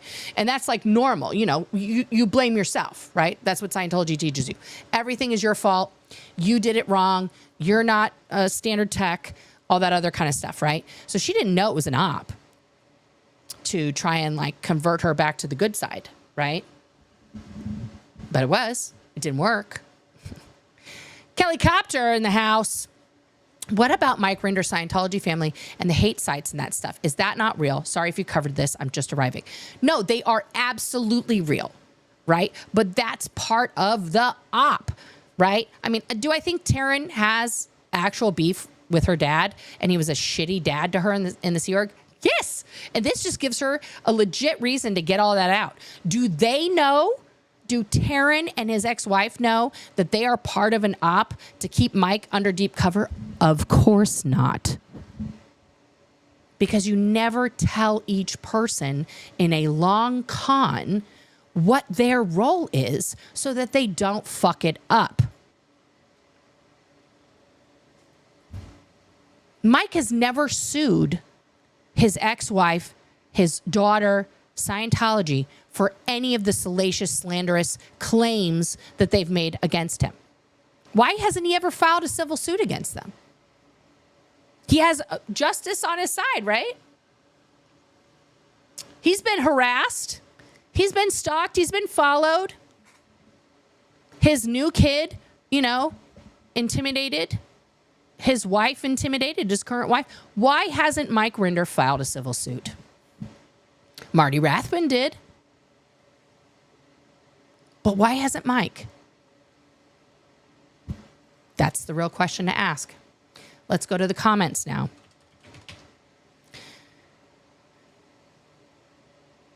Oh, yeah. Mena, not Mina. These are two different people. Okay. And thank you for being a member. What really disturbed me was that Steph had the gall to comment on Liz's community post, whining that Liz hadn't contacted her before making yesterday's video. Darvo much?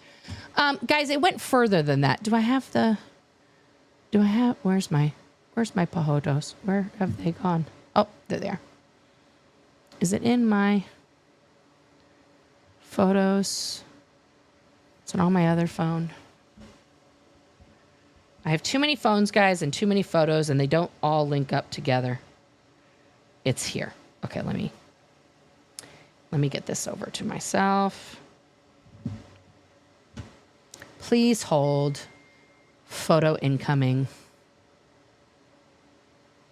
Okay. So let me pull this up. Boom. Okay. So this is Liz's page. This was her waiting screen yesterday. Okay. Before she did her video, Liz did a video as well. The GoFundMe isn't real. Stephanie spamming the chat prior to that. This is Stephanie here. I don't know, Liz, but I was truly trying to help. I can certainly change the details, the total false details of the fucking GoFundMe, right?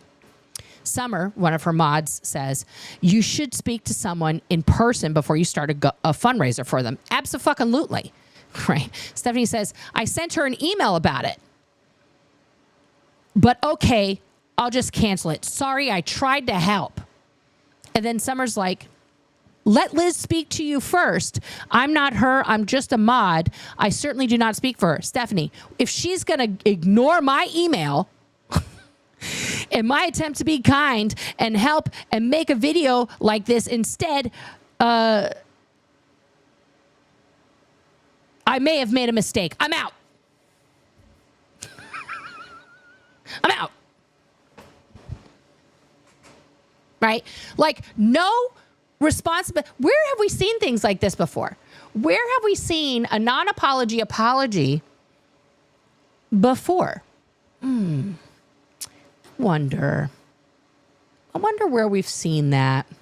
Could it be from this guy when he wrote a blog about Miriam and then like did a non-apology apology?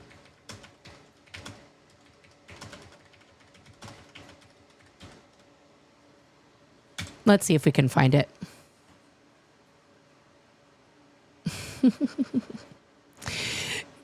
Here's the difference between Mike in 2017 and Mike in 2024.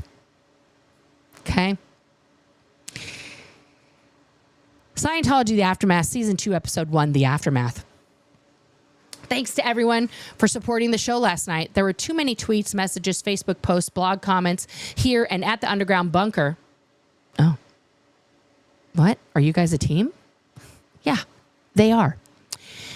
To possibly keep up, respond, or to all the expressions of support and outrage. So let's this be a general thanks to everyone. But thanks, beyond all thanks, to two incredible brave women, Miriam Francis and Sina Kamula, who stood up, spoke up, and gave voice to every victim of similar abuse in Scientology. There's so much more to their stories, as you might imagine. Only so much can fit in the minutes available for the show. I wish we could tell the entire story of every person, as the amazing details and information they have is so compelling and so heartbreaking. A&E provides the opportunity to tell these stories, but there are limitations in what can be included and what has to be left out. We have to try to capture the important essence of their stories in 48 minutes. From the reaction I've seen so far, it was powerful. I don't think anyone who watched the episodes feels anything other than empathy for the way they were treated and anger that Scientology got away with it. Scientology has already trotted out a website of POW-style videos from former friends saying, I never heard them complain, so they must be lying. Pretty lame when you know that they did complain to the correct people. They were sent to ethics. Why would they tell their friends? Scientology has no limit on its willingness to attack the attacker, even children who were sexually molested. Really makes them look like monsters. I would love to hear your views as always, and for anyone newly coming to this blog, I include some relevant links to earlier blog articles. To begin to understand the mindset of Scientologists have about those who criticize any part of it, read this article. And then read this one. And then this one. And then this one. So this is him explaining the stuff. This is a really good one where he kind of tells on himself a lot. But in 2024, his tune had changed. Never a bad day for a good smear. Oh, there's a little rabbit coming out of a hat. I want to address an important matter circulating in the former Scientologist community for the last few weeks concerning criminal investigation into child sexual abuse allegations against the father of Miriam Francis. I'll lay out the timeline and associated evidence in this blog post. First, I want to be clear. I don't want anyone attacking Miriam or anyone else on my behalf. What Miriam has been through in her life, mainly due to Scientology, is something no person should ever have to face. For those seeking the actual facts, this blog contains all the information and associated documentation. Continuing to disseminate lies after reading this post will reveal a lack of interest in the truth, confirming an agenda unrelated to advocating for victims or exposing the crimes of Scientology. Translation: if you don't believe every word I say and go along with my version of events, then you're a bad, bad person. You're a bad, bad person. Because only I, Mike Rinder, know the one absolute truth. And I'm going to tell you. And if you veer from that, you're bad. And I'm going to get you.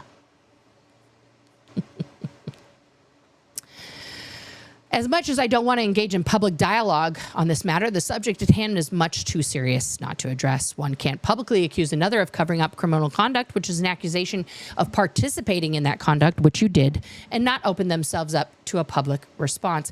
Even if you are the victim of the essay, which you covered up, Mike. Miriam has made allegations about me which are not true. I'm also publishing this because I don't want unsuspecting people to get caught up in this matter without accurate information.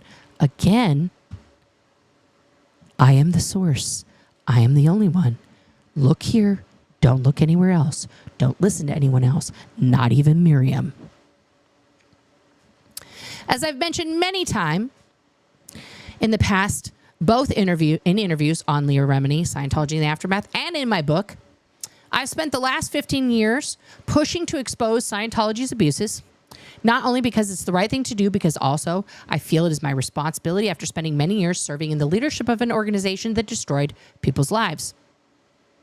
Which you did, Mike. Which you did.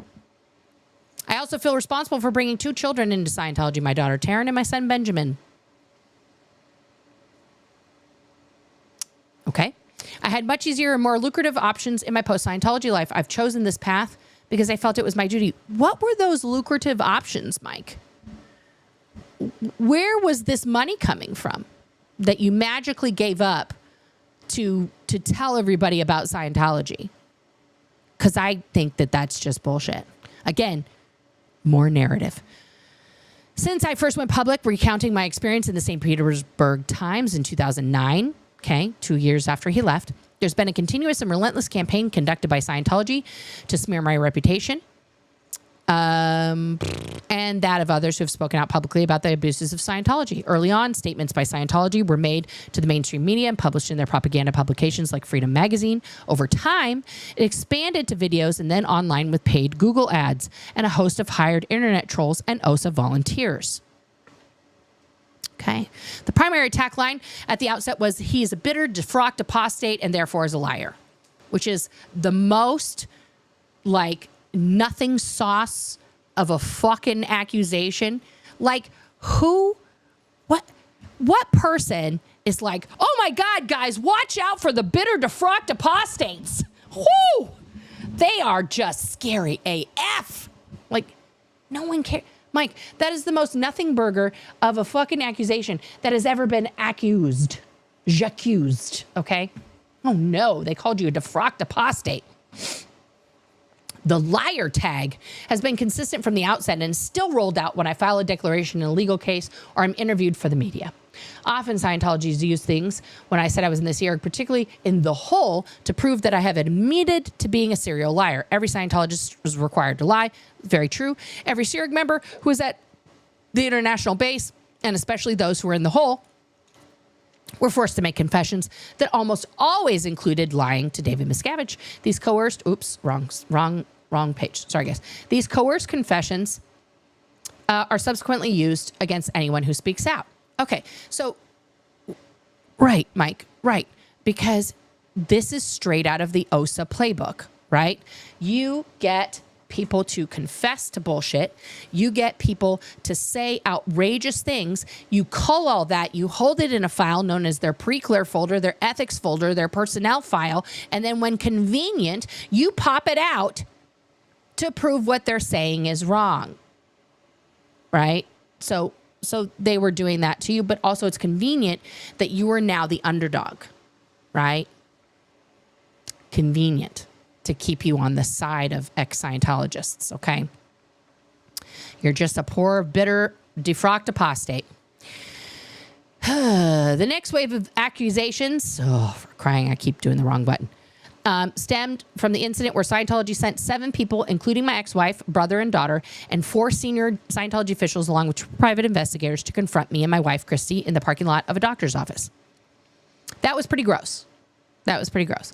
It gave rise to a new false attack line that I was a wife beater following Scientology police and practice. My ex-wife and daughter, both of whom are Sea Org members, believe wholeheartedly that lying to discredit someone Scientology deems an enemy is entirely justified. My ex-wife, Kathy, falsely accused me of assaulting her during a confrontation that was no doubt orchestrated by David Miscavige. Correct. So then they went with that whole line. All of the ex-wives went on to fucking talk to Anderson Cooper. It was a whole thing. The assault did not happen, and law enforcement documentation proves that it did not occur. Like, first of all, we were talking about Miriam. Who fucking cares that they're running a campaign against you? Oh, right. This is important, guys, because he's the best friend, right? He is the best friend of everyone who's left Scientology, right? He's the guy. He's the guy who is supposed to,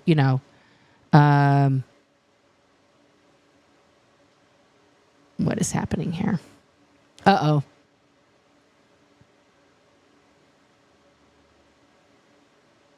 Oh, somebody's screenshotting what's... Thank you, Natalie.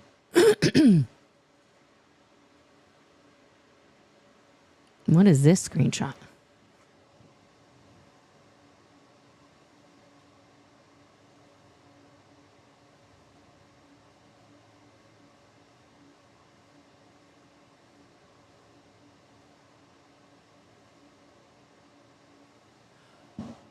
What?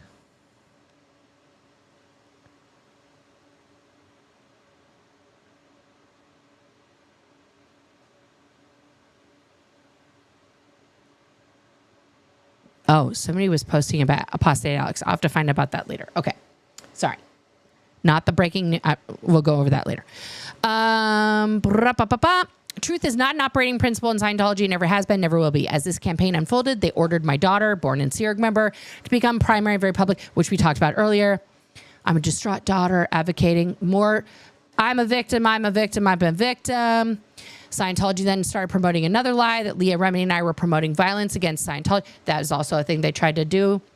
They went so far as to falsely claim we were responsible for the murder of a Scientologist in Australia. I'm a victim, I'm a victim, I'm a victim. Detailed evidence from law enforcement, when finally released, proved that we had nothing to do with that. Scientology knew the facts all along, still repeated the lie, and even today, after we exposed this, they continue to spread this grotesque falsehood. Again, he's never filed a suit about these things. Thankfully, many of you do not believe these smears because you spent time to learn how Scientology, David Miscavige, and the Office of Special Affairs conduct these operations.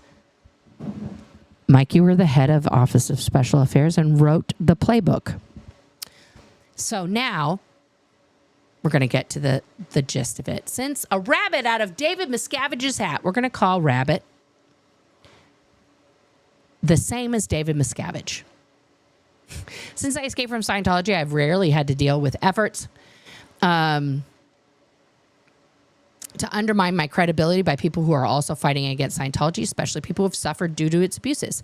Unfortunately, that changed in the last few months. The truth tellers have used and manipulated good people, supporters of our fight who want to help end the criminal behavior of Scientology. Over the past 7 years, Leah and I have found ourselves again, got to make sure that he and Leah are in the same sentence, have found ourselves increasingly dealing with disputes between personalities within the group of former Scientologists. Interesting. They're dealing with disputes between us exes. No, they're not. No, they're not. Rather than focusing on the mission of ending the abuses and holding its leadership accountable. Based on my experience, it seems that some, perhaps based on their Scientology indoctrination, believe they need an enemy to fight. Who that enemy is doesn't matter, even people on the same side. Actually, Mike, the enemy does absolutely matter. And people who were in Scientology for the bulk of their life, who held the very high position of torturer in chief, of manipulator in chief, of spy in chief, like you and Marty Rathbun. People forgot about Marty, but I brought him up today. Hi, Marty. I hope you feel seen. Deserve to be behind bars for the acts and human rights violations and crimes that you committed in the name of Scientology, in the name of David Miscavige, in the name of L. Ron Hubbard. The enemy absolutely matters. Is the enemy also Scientology because it's continuing to hurt children and future generations, and they're lying and getting tax-exempt status to do that? Yes. But you, Mike, are also in that same category. Not because we need a face to fight and we need someone to point at and be like, that's a bad, bad man. Because you are a bad, bad man. And you did bad things. And this is just one of them. Motivating people in this environment, boop, boop, boop, boop, is pretty easy to do, especially if they're led to believe that attacking me and the Aftermath Foundation is the same as attacking Scientology. Here he's breaking down, okay, the supposed OSA ops that he is going to pretend are happening to him, but we're seeing through the curtain, Mike, and we see the real you and what the Aftermath Foundation has turned into under your leadership. With the introduction of YouTube into the world of former Scientologists, first of all, we'd already been there. So nice try. But anyway, activism took on a new dimension, not only to tell the truth, but also a space where false narratives can be presented as truth. Just like your blog, Mike. YouTube is equally an excellent resource for news, information, and entertainment. Well, thank you for mansplaining YouTube to us. And a platform ripe to elevate the most sensational and provocative content, even though it may not be rooted in truth. And that the ability to easily monetize videos, it's not easy. One can end up with content filled with half-truths, mistruths, and outright lies. Sensational framing is designed to get clicks and generate revenue. That's the only true sentence in your paragraph there. Yes, that the algorithm loves sensational things. The new wave of attacks began when Aaron Smith-Levin was asked to remove himself from the board of the Aftermath Foundation. That's your version of events. He originally agreed to do so voluntarily, but when the agreed upon date came, he refused to go. That's not actually what happened. I considered Aaron a friend. Christy, Claire, and Mark did as well. Our families were close. Our children played. We vacationed together. Yeah, he gave you your first job. We were concerned when we asked Aaron to step down that our friendships would survive. There are plenty of examples in the non-Scientology world of people making such difficult decisions, yet finding a way to move forward, in our case, with the ultimate goals in mind, maintaining relationships we claim are important to us and staying focused on helping those leaving Scientology with the assistance of the Aftermath Foundation. Notice how he's carefully crafting this to move any accusations, any wrongdoing, any bad guy type of evidence off of him and on to Aaron. This is all these attacks that have been happening to Aaron from this time forward. I'm sorry, it's Mike. It's 100% Mike Rinder, because this is the turning point. This is where we have Aaron getting thrown under every bus available. And Mike Rinder, despite all the evidence coming out about him, all of the crimes he knew about, all of the people coming forward being like, what the fuck, homie? Wasn't him. It was Aaron. It was Aaron all along. Aaron's the bad guy. He's unstable. He's a philanderer. He's not to be trusted. I'm to be trusted. I'm Papa Smurf. Right? Look at me with my cute beard. Plus, I have cancer. Like, a guy with cancer wouldn't be evil and secretly destroying everything around him. I'm a victim. Look at what they've been doing to me for all these years. Absolutely horrific. And now, I lost a friend. I lost my friend Aaron. Okay? Because someone isn't on the board doesn't mean their work can't continue. Especially when Aaron had lamented that he cared so much for those reaching to the foundation for help. See, more Aaron is a piece of shit and I'm the good guy. Sadly, Aaron made it clear that if he didn't have a title and a position on a foundation board, on the foundation, on the Aftermath, he would not continue to support it. And without a title, he would not be our friend. On a personal level, this scorched earth strategy hurt us deeply. We were all so sad. And then Mark went on a live with me and said, don't make us take action. Don't make us, like did an unaliving threat to Aaron on a live. Go watch the tape. It's still there. I'm not going to speak on behalf of the other members of the Aftermath Foundation board, but I will speak for myself, Papa Smurf. I reacted in an unprofessional way to his first video, announcing that he was no longer affiliated with the foundation, in which he falsely claimed his removal was a sinister and covert campaign to destroy his character and eliminate him from the foundation he helped found. It absolutely was and continues to be so today. You just passed the baton in this article, Mike, to Stephanie, to the Potato Head Foundation, to Voodoo Kitty, to Thomas Mew Anderson, to all of those other people. Pass the baton. I wish I hadn't responded from an emotional place, but I did. I was hurt by the misrepresentation surrounding his justified removal. He'd agreed to voluntarily step down for reasons he knows, which later you guys all dragged him through the mud for. But, you know, that wasn't you. Absolutely not. I should have reacted unemotionally without any comment at all. I'm not perfect, and I have and will in the future make mistakes. I want to apologize for my comment about keyboard warriors. Remember that, guys? Remember when he called everybody keyboard warriors? That bit him in the ass. He lost a lot of subs and everything that day. My intention was misunderstood. Guys, I'm old, and I take responsibility for that. I should have been sensitive to the fact that it could have been seen by those supporting us as being directed at them. It absolutely was, Mike. It was. You were talking to the people who were your fans, who were trying to talk some sense into you. This comment was not directed at anyone who supports those doing the work to hold Scientology accountable. Oh, like Aaron, who's been doing the work since 2009? That guy? The guy who gave you a job? The guy who was supporting you the whole time? The guy who did the fundraiser for your cancer treatment that you gate kept until it no longer worked for you and now you're on regular stuff? That guy? Yeah. This comment, it was directed at those who took the opportunity in the wake of Aaron's video to send me many messages and comments that range from miscavige-like vulgar name-calling to the hate-filled, I hope you die, or you deserve cancer. I don't hope you die, Mike, and you don't. No one deserves cancer. But apparently that was a bridge too far for Mike. But utterly destroying someone's life over the next year, totally okay.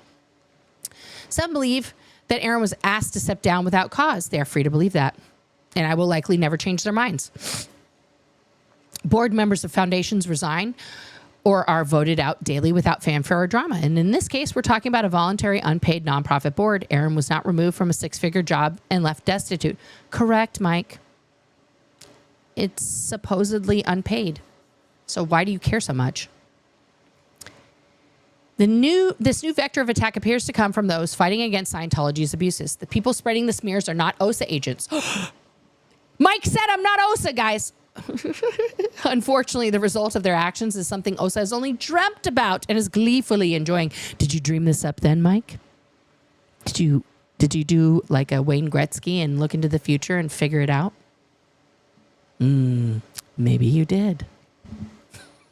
The anti-Scientology abuse community has been split into factions. This is ancient strategery that Hubbard advocated in many OSA directives. Divide and conquer. I know, Mike. You enforce those. And you are the master of those. The new iteration of smears was ushered in by anonymous YouTuber Alex the Rabbit. She's not anonymous. She shows her face. Unlike the Potato Foundation.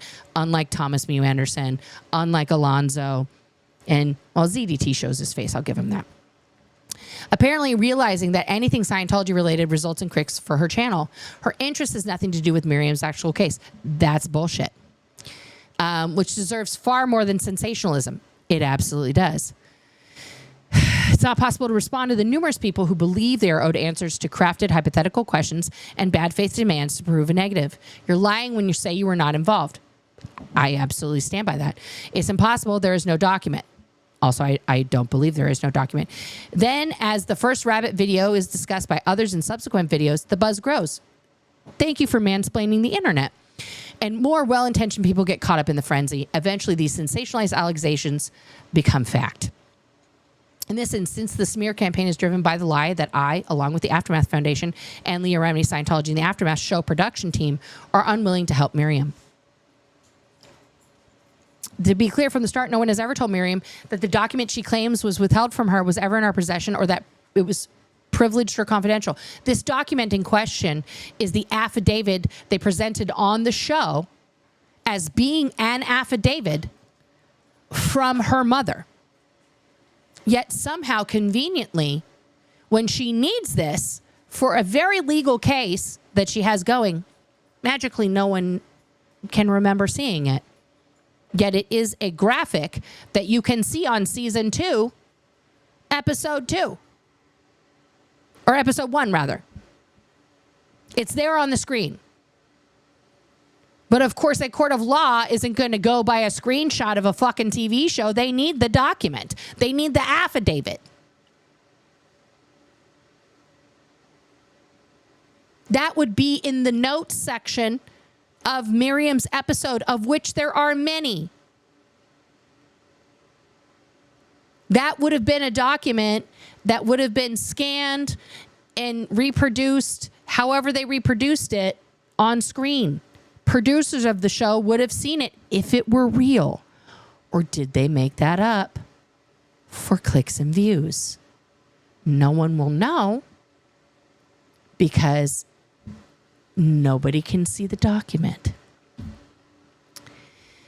Let me repeat something I've said many times before. One of the broad false allegations is that I'm currently withholding evidence of wrongdoing that I allegedly committed while I was in Scientology because I fear being prosecuted. That's a very telling sentence, Michael.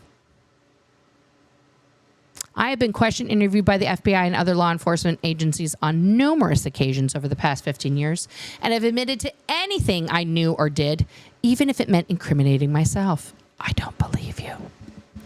In fact, I've spent literally hundreds of hours answering questions and providing documents, briefings, and assistance to law enforcement agencies around the United States and worldwide. Conveniently, though, however, you left Miriam out of those hundreds of hours. You didn't help her when she could have gotten her case going in California. Convenient. I never refused to answer any of their questions. I've done everything possible I could to persuade law enforcement to prosecute Scientology. Sure. The usual response from the FBI and the DOJ is that they need more recent information because of problems with the statute of limitations, even when I brought them witnesses and documents just a year or two old, which I've done numerous times over the last decades. I escaped in Scientology in 2007 after being in the hole and off OSA lines for several years before that. He really wants to emphasize he was off OSA lines, except for in 2006, he was in John Sweeney's face, acting as the head of OSA. So that's a fucking lie, Mike. There was a new claim that the recently released OSA documents were somehow proof of my involvement in crimes for which I was desperately trying to evade prosecution. All of those OSA documents were on my thumb drive when I escaped. I gave them to the FBI in the first meeting I had with them in 2010. A fact I've testified to under oath. That testimony was filed again a week ago in Leah Rimini's civil case. I appreciate that many of those who claim to be experts on what I knew, or more often what I should have known, what they think I covered up, and I'm still covering up, were once in the Sea Org. Yes, Mike. Thank you for acknowledging the fact that I was, in fact, in the Sea Org. However, none of them were ever in any positions of significant authority in upper management and were not involved with external affairs. Correct. Only a handful of them have ever met David Miscavige. I did. Let alone worked directly for him, like you did. They really have no basis for the assumptions and conclusions they draw, though they try to sound as though they do. This is a Darvo moment. This is a Darvo moment to get you to be like, well, yeah, Nora couldn't possibly know what Mike Rinder knew because she was just a word clearer at CC. She's an idiot. Mike is only one who knows truth. I believe Mike, not crazy word clearer Nora lady who couldn't possibly put 2 + 2 = 4 together. She's an idiot. Yes, I was the head of OSA at various times over a long period. Correct. But that does not equate with knowing every heinous and illegal act going on in Scientology. That would be impossible. Would it? The problem with that, Mike, is that every heinous and illegal act in Scientology is reported on. And those reports go up a chain of command, at which you were at the top of the chain of command, or at the receiving end of David Miscavige's dispatch or a Marty Rathbun dispatch to handle the fuck out of a situation. So for you to say you didn't know absolutely every single thing that went on is a possibility. Okay? But for you to just strategically not know conveniently the things about the people who are out currently who you used for your television show and then just want to play dumb like Danny Masterson and fucking Miriam is a little too convenient. I knew about a lot of other stuff, but not that. Convenient. That the people that you know about still happen to be in the Sea Org. And you conveniently don't need to talk about that stuff because there's no civil or criminal lawsuits involving those people because they're still in. Convenient. What I do know is how Scientology follows exact procedures and policies dictated by Hubbard. These policies are unchanging. Correct. I detail in my book, please get the book, and in various other places what my role was. While I always had the job of spokesperson, correct, PR, for major media regardless of my position, I also held many other posts, including Chief Officer, CMO International, that's Commodores Messengers Org, ED Int Project Ops, RPF, or hey, twinsies, Mike, we were both on the RPF. LRH Personal PR Officer International, COCMO International, book editor, and a Denzian of the whole. Now, guys, what he's not telling you is that some of those posts that he's listing were held simultaneously while he was the head of OSA because David Miscavige cleaned house and got rid of most of those people and was making people be double, triple, quadruple hatted. Can you also take Toby? Elliot, can you also take Toby? Can you do that right now because Landon's not here? Okay, thank you. When I was actually on post as the head of OSA, my primary function was to deal with matters that had come to the attention of Miscavige. For example, I spent years in Clearwater doing nothing but handling the Lisa McPherson criminal and civil cases. That's 1995 through 1997. During that time, nobody from OSA was allowed to distract me with anything unrelated to the McPherson cases. And as I had already explained to Miriam and law enforcement in her case, the details of her molestation was not something I'd been aware of until she told her story on the Aftermath show. Except, I don't believe that. The reason why I don't believe that is because on the Aftermath show, Mike revealed a very interesting tidbit off the cuff that stayed in the cut, that he was the one who orchestrated Miriam's mom being transferred from Australia to America, thus setting the stage for what happened to her at the hands of her father. Miriam was unaware of this at that time and had a very appropriate trauma response in the moment to not dive into that because all of her trauma was all over her and she was trying to just make it through the interview, which Mike conveniently crafted and directed her so that, OSA was not mentioned or talked about during that case. Was I involved in fair game operations, of which I'm not proud when I was a Scientology executive? Absolutely. As I mentioned at the outset of the blog post, I've spent the last 15 years trying to atone for what I was involved in. That's debatable. Okay, so let's look what happened with Miriam. We feature her story in the Aftermath episode in 2017, correct? We were so incensed by what she told us. With her approval, we contacted the LAPD and arranged for 2 detectives to come to the location where we were shooting. That's not exactly what happened, as we know from Miriam. We shut down the production to brief them and for her to be interviewed. An official police report was filed, and the same detective we originally spoke with is still working on this case. Subsequent to the filming of the episode, I heard little or nothing from Miriam or other than occasional pleasantries until she emailed me on August 28th, 2023. This is also not true. Hi, Mike. Right? And so he's just going to dox everything that's going on here. Right? So he puts this private email between him and Miriam up here. She's trying to get some info because Australia needs some help. I'm very pleased. I was pleased to hear that Miriam might finally receive justice and reached out to A&E and the Aftermath production company immediately arranged for a password-protected link to be created to the episode, which I forwarded to Miriam. Okay. So there's the password-protected link.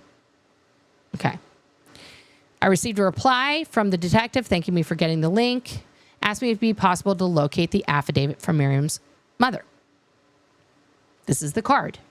This is where we find out that Miriam's mom did an affidavit. 20 days before the airing of this program, which Miriam, and they didn't tell Miriam that this had happened. Okay. She didn't learn of Miriam's abuse until 1998. And when she did, she divorced Miriam's father. So Mike was to not be distracted during the Lisa McPherson time between 1995 and 1997. In 1998, Miriam's case came to light. Mike was free from Lisa McPherson and the distractions thereof. So of course he knew. Of course he knew. I then set about trying to locate this affidavit. I spoke to Leah. She was trying to also find it. Contacted the production company as well, and A&E, and individuals who worked on the program. They were freelancers, not employed by the production company. I was told by everyone I contacted they didn't have this document and didn't think everyone had ever had a copy, that it might not have ever been in their possession. Convenient. In the latter half of the year, various medical and other matters occurred, and unfortunately, further follow-up on this document was not something I was focused on. Okay, so, Mike got cancer. And so he couldn't keep trying to find it. Now, let's ask ourselves a hypothetical question that goes along with my theory here. Who do we know that escaped Scientology and was the only person on record to escape Scientology with a basket full of documents in their possession? Mike Rinder. Is it plausible then, ladies and gentlemen of the jury, that Mike Rinder knew that this affidavit was super important, and he was an executive producer in that year that the show was filmed, and had access to all the series notes, the episode notes, everything else, okay? Is it plausible and probable that he could have absconded and destroyed that affidavit?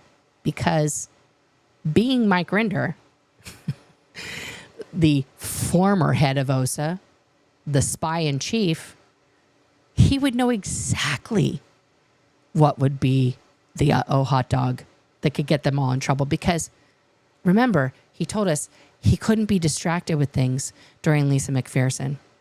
And that was between 1995 and 1997. But Miriam's allegations came to light in 1998, when Mike was very much not distracted with Lisa McPherson anymore. Oh, man, Michael.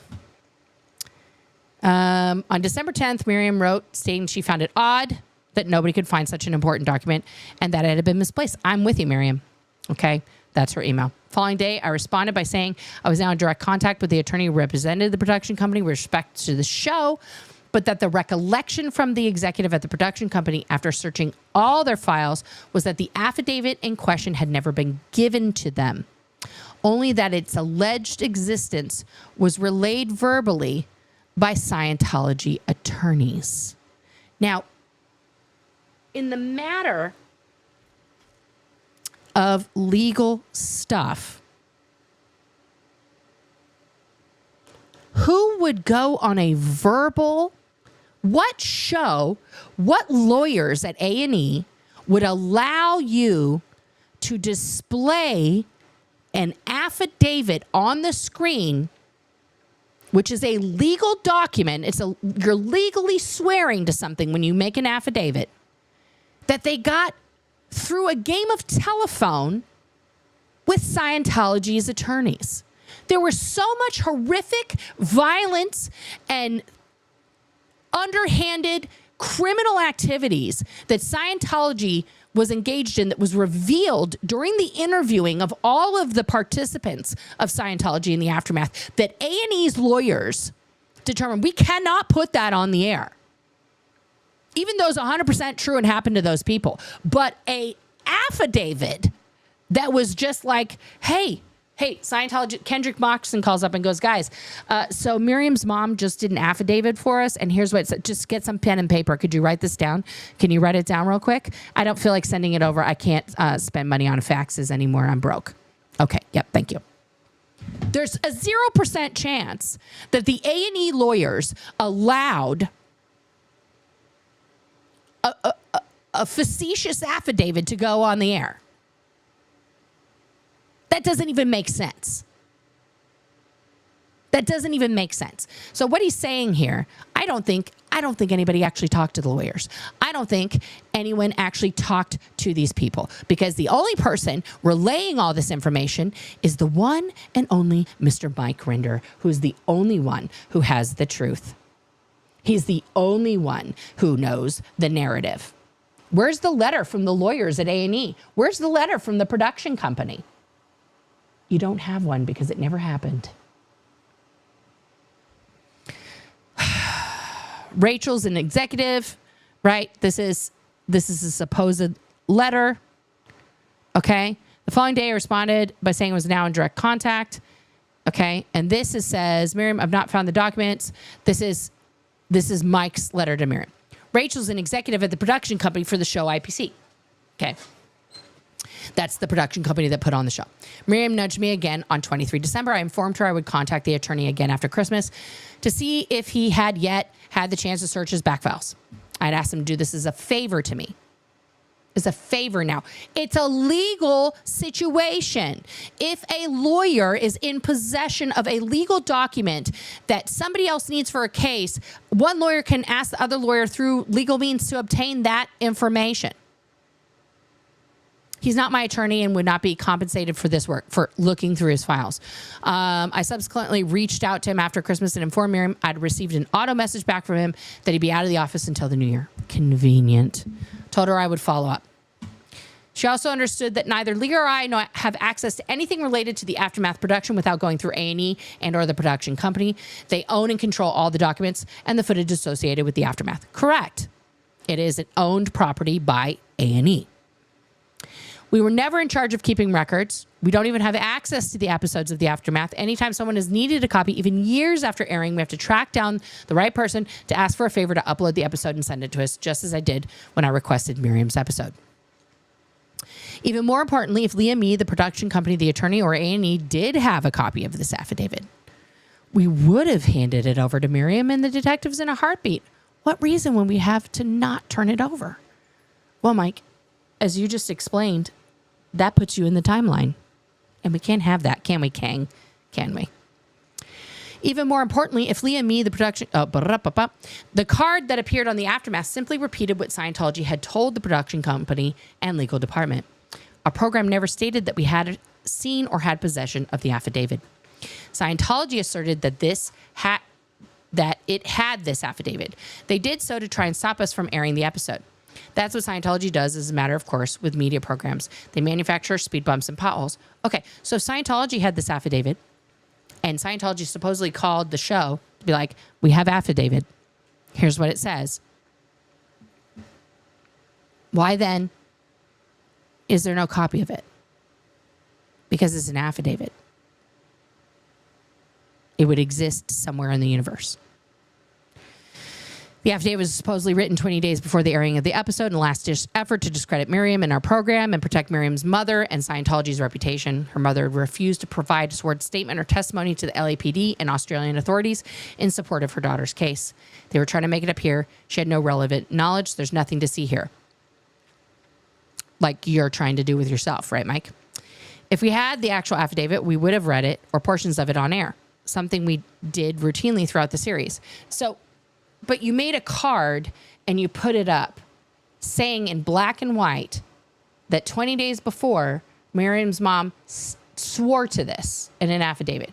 You didn't put on the card. We got a call from Scientology's lawyers claiming there's an affidavit saying this. You stated it as fact for the show.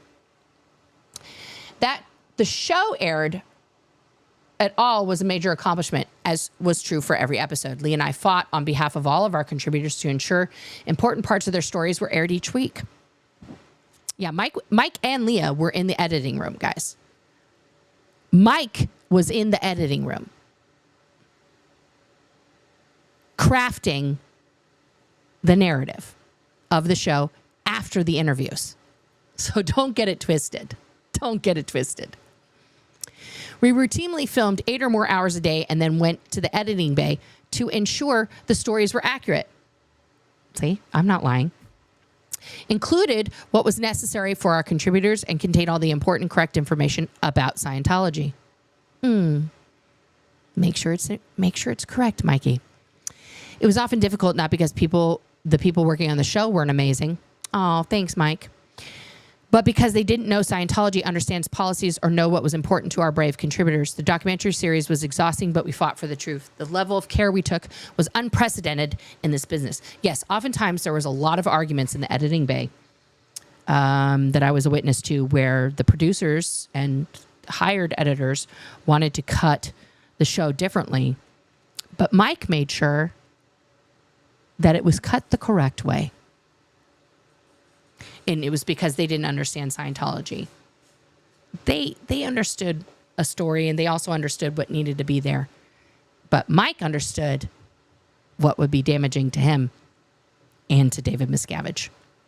On December 26th, Miriam emailed me again, talking about, getting the data from her dad. He said he could talk to her. January 5th. Love how Mike is doing this in full KR fashion. Time, place, form, and event. Wants to make sure he gets it all out. This is basically a knowledge report on Miriam. We spoke for an hour. She asked many hypothetical questions about what or would not happen within a Scientology based on my experience, knowledge of the organizations and policies. I answered all of her questions. Oh, God. And I informed her I was continuing to follow up with the attorney to get a final answer. Guys, we've been going a long time. I'm sorry. On her mother's affidavit, and that I would let her know when I heard back. Miriam told me that at this point, the affidavit would not be useful for any prosecution of her father, and that it was more for her curiosity. I told her that in any case, I would continue to follow up with the attorney until I had a definitive answer from him, though his memory was that Scientology never provided a copy. At this point, I became suspicious. Mike is getting upset. As questions did not seem relevant to the prosecution of her father. Given Miriam's statement that she had done a pretext recorded call with her father, I sent an email the following day. Did you record the calls we had? Mikey. What did you say in those calls? I did not express fear that I might be prosecuted for my crimes, as has now been falsely asserted. He underlined here, I would ask that any portions that anyone wants to use are checked with me first to ensure they are in context and accurately reflect my views. Hot dog. Mikey got caught. He got caught. He got lazy. He got lazy, guys. I was more concerned that something I'd said on the call might be taken out of context. What did you say? I've been told there was an ongoing campaign to get Mike Rinder removed from the board of Child USA. Yeah, you shouldn't be anywhere near victims of SA, Mike. Absolutely not. And was worried that a snippet or statement from the call could be twisted to make it appear like I had said something I'd not. To be a fly on the wall for that conversation, because clearly something really bad was said. It would have been quite simple for Miriam to reply and say, no, I did not record the calls, but she did not. After sending me plenty of emails asking me to do things for her and speaking for more than an hour on the phone, she fell silent and did not respond. Was I suspicious? Yes. And I think it's now fairly clear my suspicions were not unfounded. On January 8th, I emailed Miriam again, CCing both the New South Wales Police and LAPD detectives. Why? Here's a victim of childhood sexual assault who came to you in good faith because you had a piece of something that could have helped her. Then after you ran her around the bush for months, she realized, and after talking to the detectives involved, they were like, actually, we don't need that. Right? We'll just move forward with something else.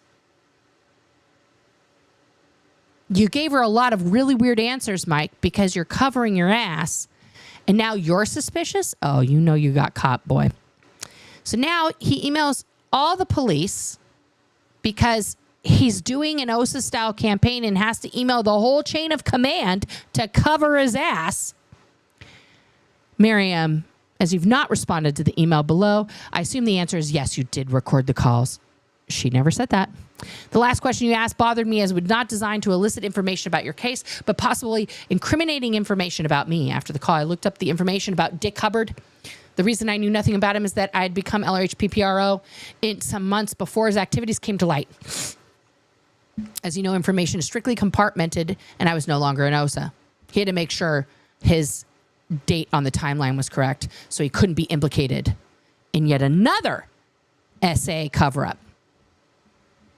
If any of my assumptions are incorrect, please correct me. If you pass on the information you got to anyone other than law enforcement, please inform me who you told.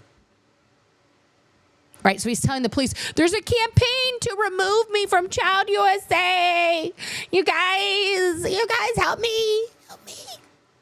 In response to the email, I received an automatic notification that Detective McCary was out of the office on an extended break until July. So I called the Nepean Police Department, as you do.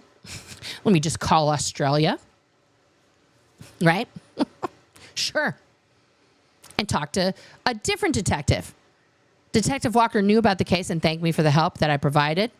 I forwarded him a copy of the emails because I got to tattle on Miriam to everybody I possibly can, because if I later build a case that she's harassing me and I want to discredit her more, I want to have it on record with the police ahead of time.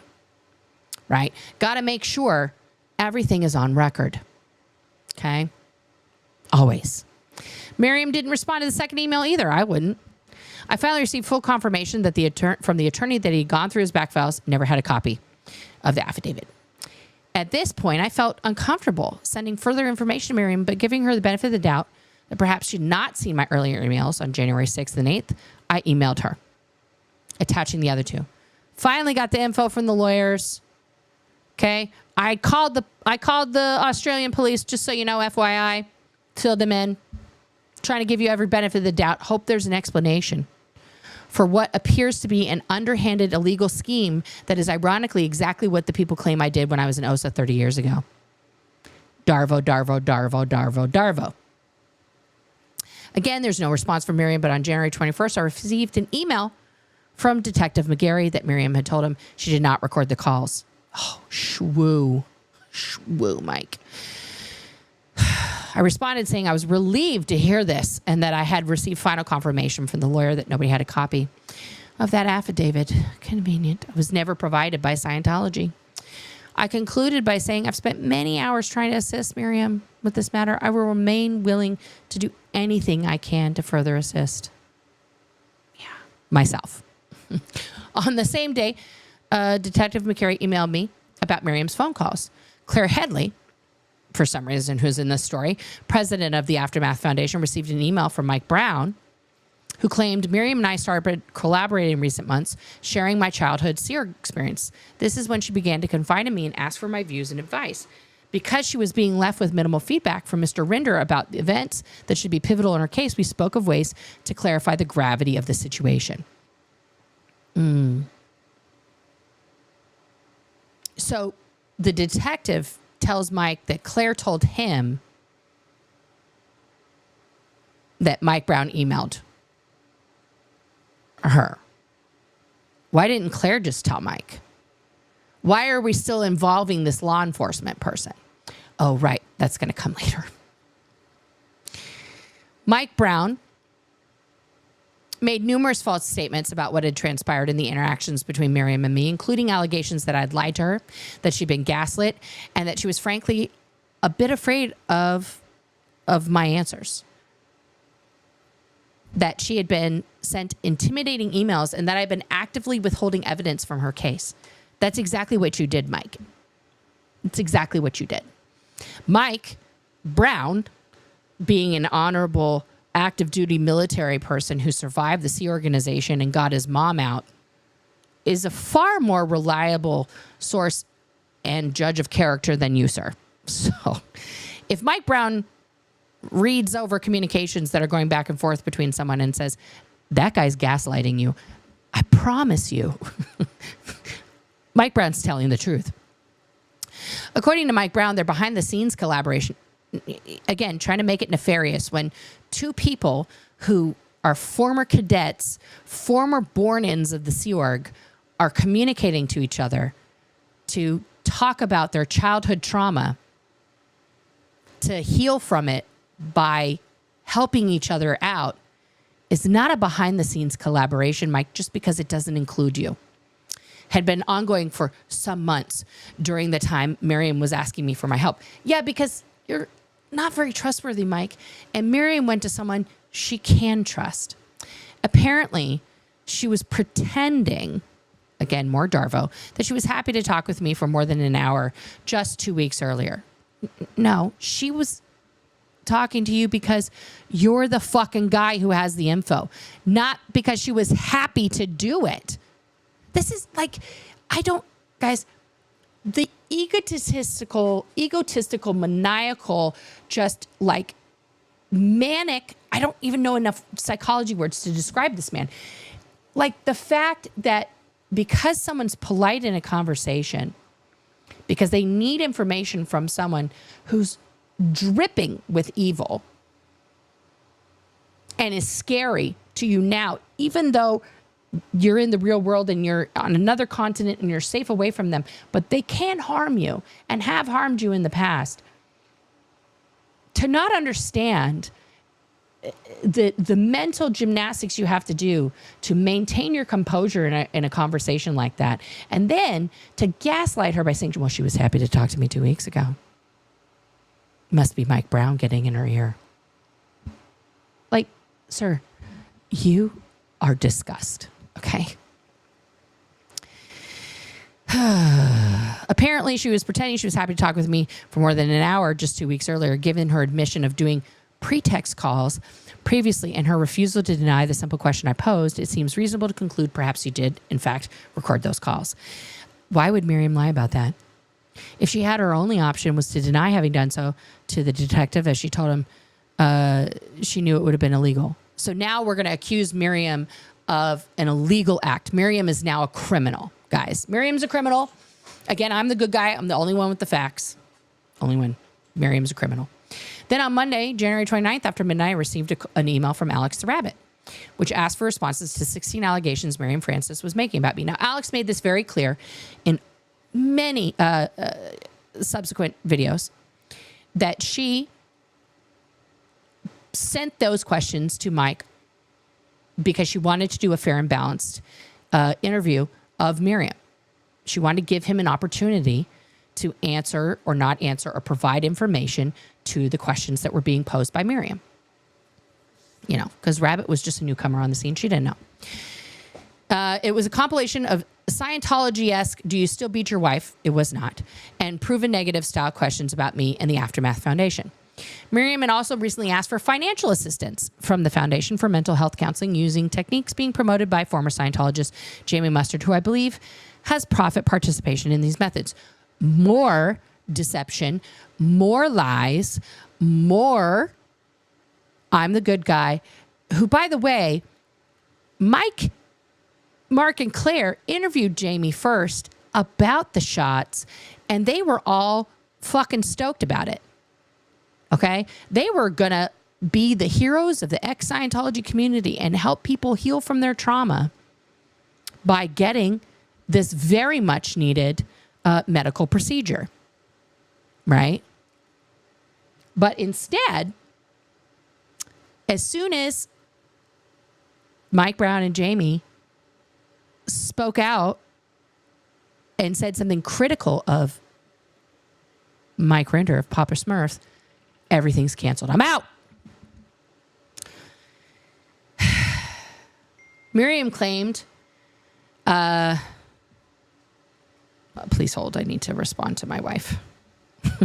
Guys, this has been going a long time. I apologize. Yes, that sounds great. Whew, I need some more water. I'm getting a little lightheaded. Miriam claimed that because the foundation's response was too slow for her liking, she was being gaslit and backlisted from receiving financial support. She also claimed the Aftermath Foundation had sought to deny her human rights because she was asked to sign a short waiver that anyone who received funds only after Aaron was removed, they put in a very Scientology-esque waiver that you're forced to sign, saying you'll never speak out or say anything negative about anybody on the board or the Aftermath Foundation itself. Like, fuck you. If you're going to fund them, that is not a standard waiver. That is not in any way, shape, or form a standard waiver.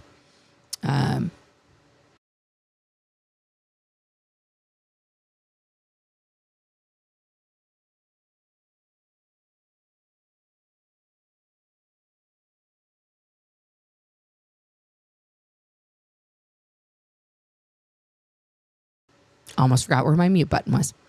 All right. Nope. Wrong side. Okay. Whoa. I exploded my screen. This waiver is the sort of document any foundation might use. No, it's not. Recommended by legal counsel.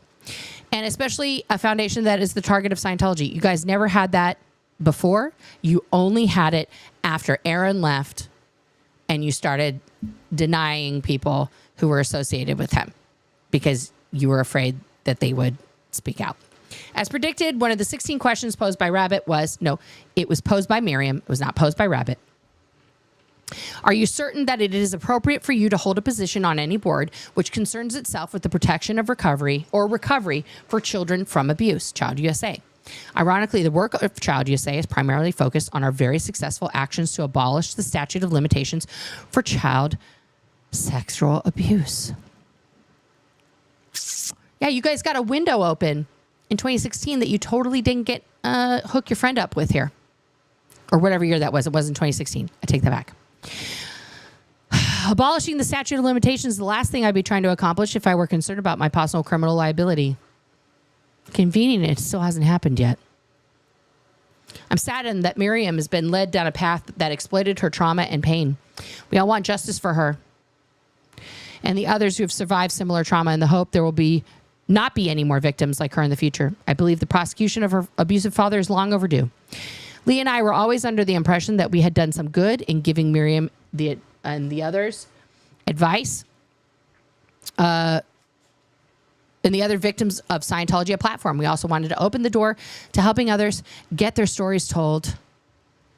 Oh, God, this is just so much Darvo. Due to the amount of hate spilled over onto them, this latest campaign has taken the toll on my wife and children. Now we're all hurting Christy and the kids. Something they neither asked for nor deserve. The unfair attacks are damaging to their mental and physical health, as well as mine. I prioritize the well-being of my family above everything, including ending the abuses of Scientology. Thus, I'm stepping back from social media and will instead focus on things I believe are essential to ending the abuses of Scientology. Something I believe can only be accomplished away from this toxicity. I will continue to work with law enforcement in their investigations against Scientology and assisting attorneys suing Scientology, provide documents, information, and briefings to elected officials, engage in select media and podcast interviews, and continue to pursue some confidential behind-the-scenes projects as long as I get paid for all those things. I thank you all for your support, blah, blah, blah, blah, blah, blah. I have cancer. Okay. So it's a real big turn for somebody who claimed to have been so affected by Miriam's episode here in 2017, right? And went out of their way to make sure that Miriam and other people were not portrayed as liars, to flip the script when they are, in fact, under the gun in such a fantastically Darvo way. Like, this is a long ass confession with documents. He finally took out her police report, only after Miriam and many other people like myself pointed out, that was really bad form.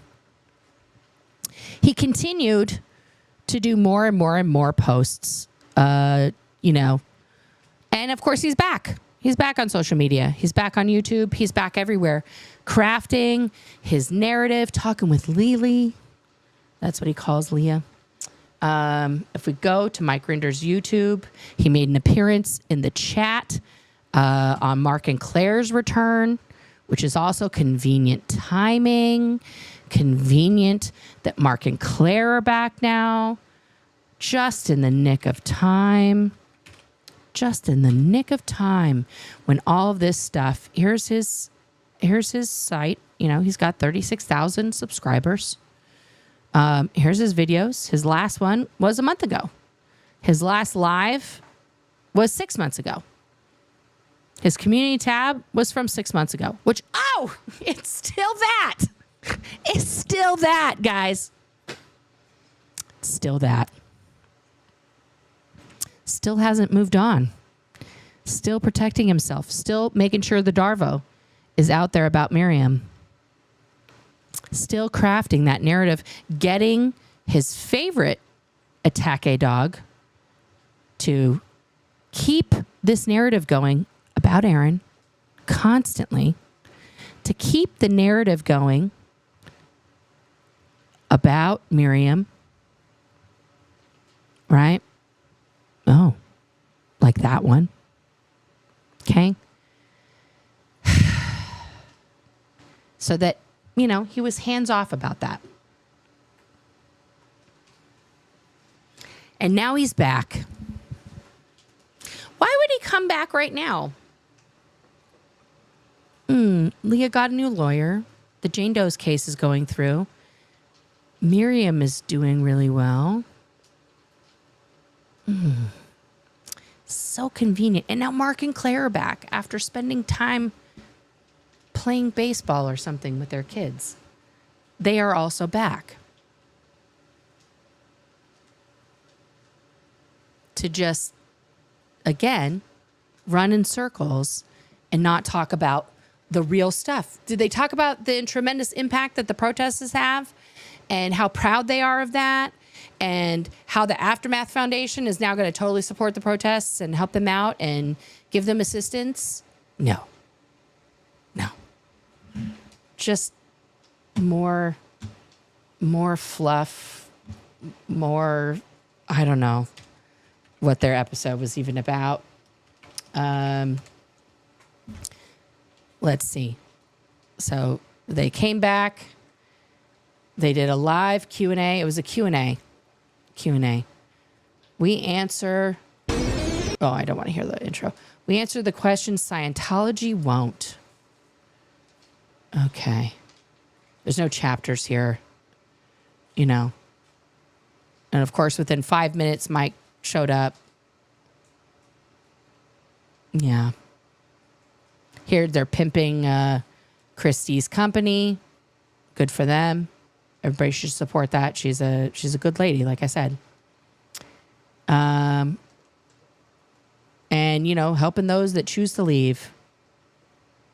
We have exciting updates in terms of new people being helped to leave and start their lives over after escaping Scientology. Because the Aftermath Foundation, guys, don't forget, only helps you if you're newly out. If you're like me and you've been out, tough tits. I should have figured it out by now. All right. Let me finish up the comments here. I got so off on a tangent for an hour. And I think you're correct here. I do live rent-free in their life. This is 100% accurate. 100% rent-free. It becomes an LRH matter unless he has fled the country. Please leave a message after the beep. Fat Grammy says, Osafal says, if you can't be litigated, then they will pay you off. Where's my money, Davey? Where's my money? Yeah, exactly. Thank you, Mena. I am addressing it. It took me maybe 10 minutes to understand that Scientology was crazy and dangerous. It took Rinder 20 years. Good job, Susie. Let's play devil's advocate and give Mike Rinder the benefit of the doubt that his beliefs were uncertain, and that means he did the rest of his awful things by choice and power. So that's nice.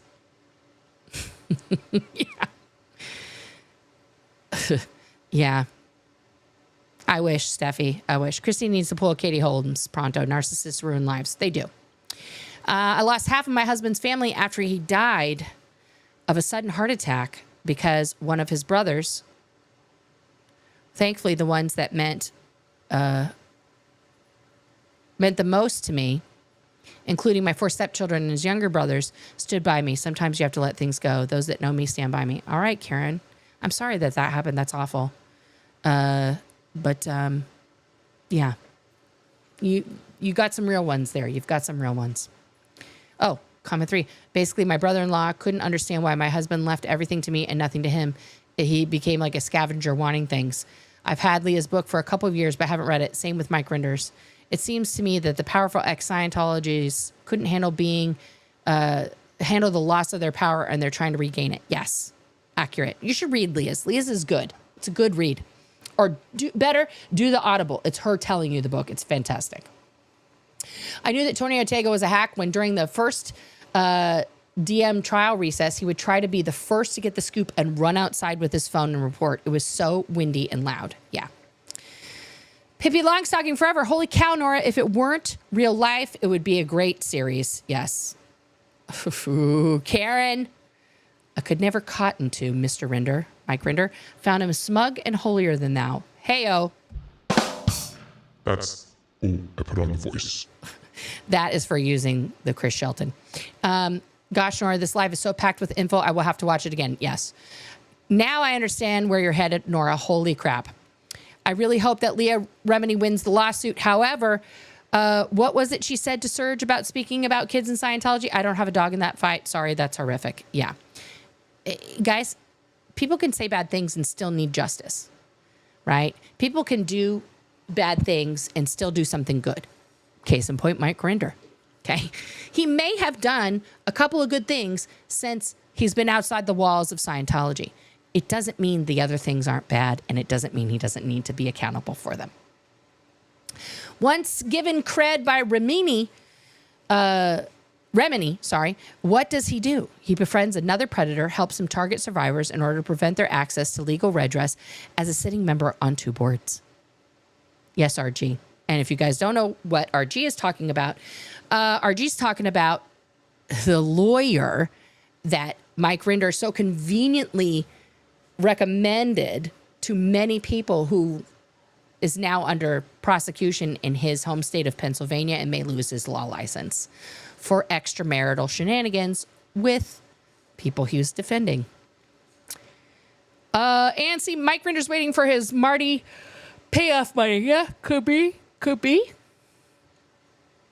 Why did this get so small? There we go. Let's make these big again. What Mike Rinder said about little Davy, please, LRH was a saint. I mean, what? Yeah, exactly. I watched your late night live yesterday on replay this morning. I was like, what the fuck? Liz lost her male fiance. What the fuck is this? Yeah, we were like in a multiverse version of what's going on. Even terrible people get terrible diseases. Guys, I've been talking for 3 hours. Even terrible people get terrible diseases. Doesn't give them a free pass. Sorry if that sounds insensitive. This is true. There's also something annoyingly patriarchal about what she wrote in this GoFundMe. Yeah. Yeah. Also, she cannot wrap her mind around the fact that Liz is the gay. As a Catholic, she couldn't just support a gay person. Had to be a widowed straight mom. Then it was okay. Did I see that Voodoo Kitty had the gall to comment? Yeah. Yeah. Sorry I'm late. I'm starting from the beginning because I can't miss any of my favorite shit thrower. All right, Tim. Thank you. It's a long one. Gave you a thumbs up, but you seem so excited getting thumbs down. Should I change it? No, you can keep your thumbs up. I appreciate the thumbs ups. I just like to acknowledge the thumbs downs because all the trolls, all of OSA, everybody, David Miscavige, if you're here, thanks for being here. It's a tangled web, but who better to untangle it than an ex-Seerg members who were drilled to pull a string? Yes. Scientology created the characters who will be their downfall. Digging. Where did the rest go? Digging their own grave. Yes.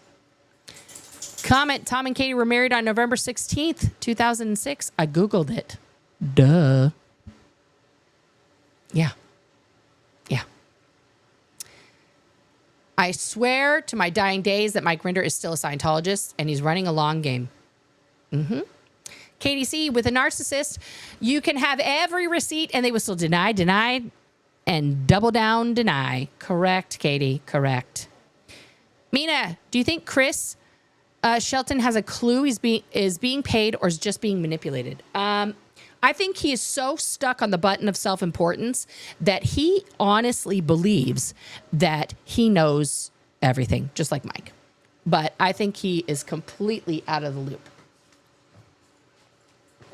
Completely does not know that he is in yet again another Scientology shell game. But also, Chris didn't leave Scientology willingly, right? He was declared, and then, oh, God, guys, my hat is crooked. There we go.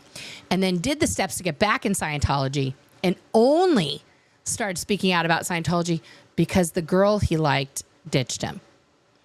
If that girl had accepted Chris back into the fold of Scientology, Chris would still be a Scientologist. He's even said that. So, yeah. Can I give my dog an Ativan? She's driving me to drink. Just kidding. I would never do that. I might need an extra, though. They do have doggy tranquilizers. Check with your vet, because we had to give some to our doodle after he had his huevos removed. And, yeah, he was very peaceful. But we had to do that because he was, trying to bite at the stitches and things. And he had the cone, and then he would run around the house with the cone, and he wasn't supposed to run and stuff. So, yeah. But check with your vet. Do you think he's still in contact with Rathbun? Could be. I mean, I don't know. They're best friends. Why not? But, Marty said some pretty not nice things about him on the internet. Notice he's never gone after Marty the same way that he's gone after Miriam. Interesting. Didn't dedicate an enormous blog posts and other things and getting a letter from a lawyer to Marty Rathbun. Abraham Arik, the other half of Sins of Scientology. Rinder is such a grateful fella, huh? Way to show appreciation to he who gave you a hand when you first came out. Yeah. There we go. Marilee, she got the same messages on Reddit. Yep. Yeah, she did. Oh, B. Oh, Sonny.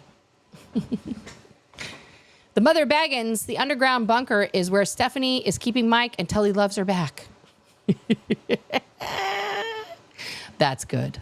I like that. Hi, baby girl.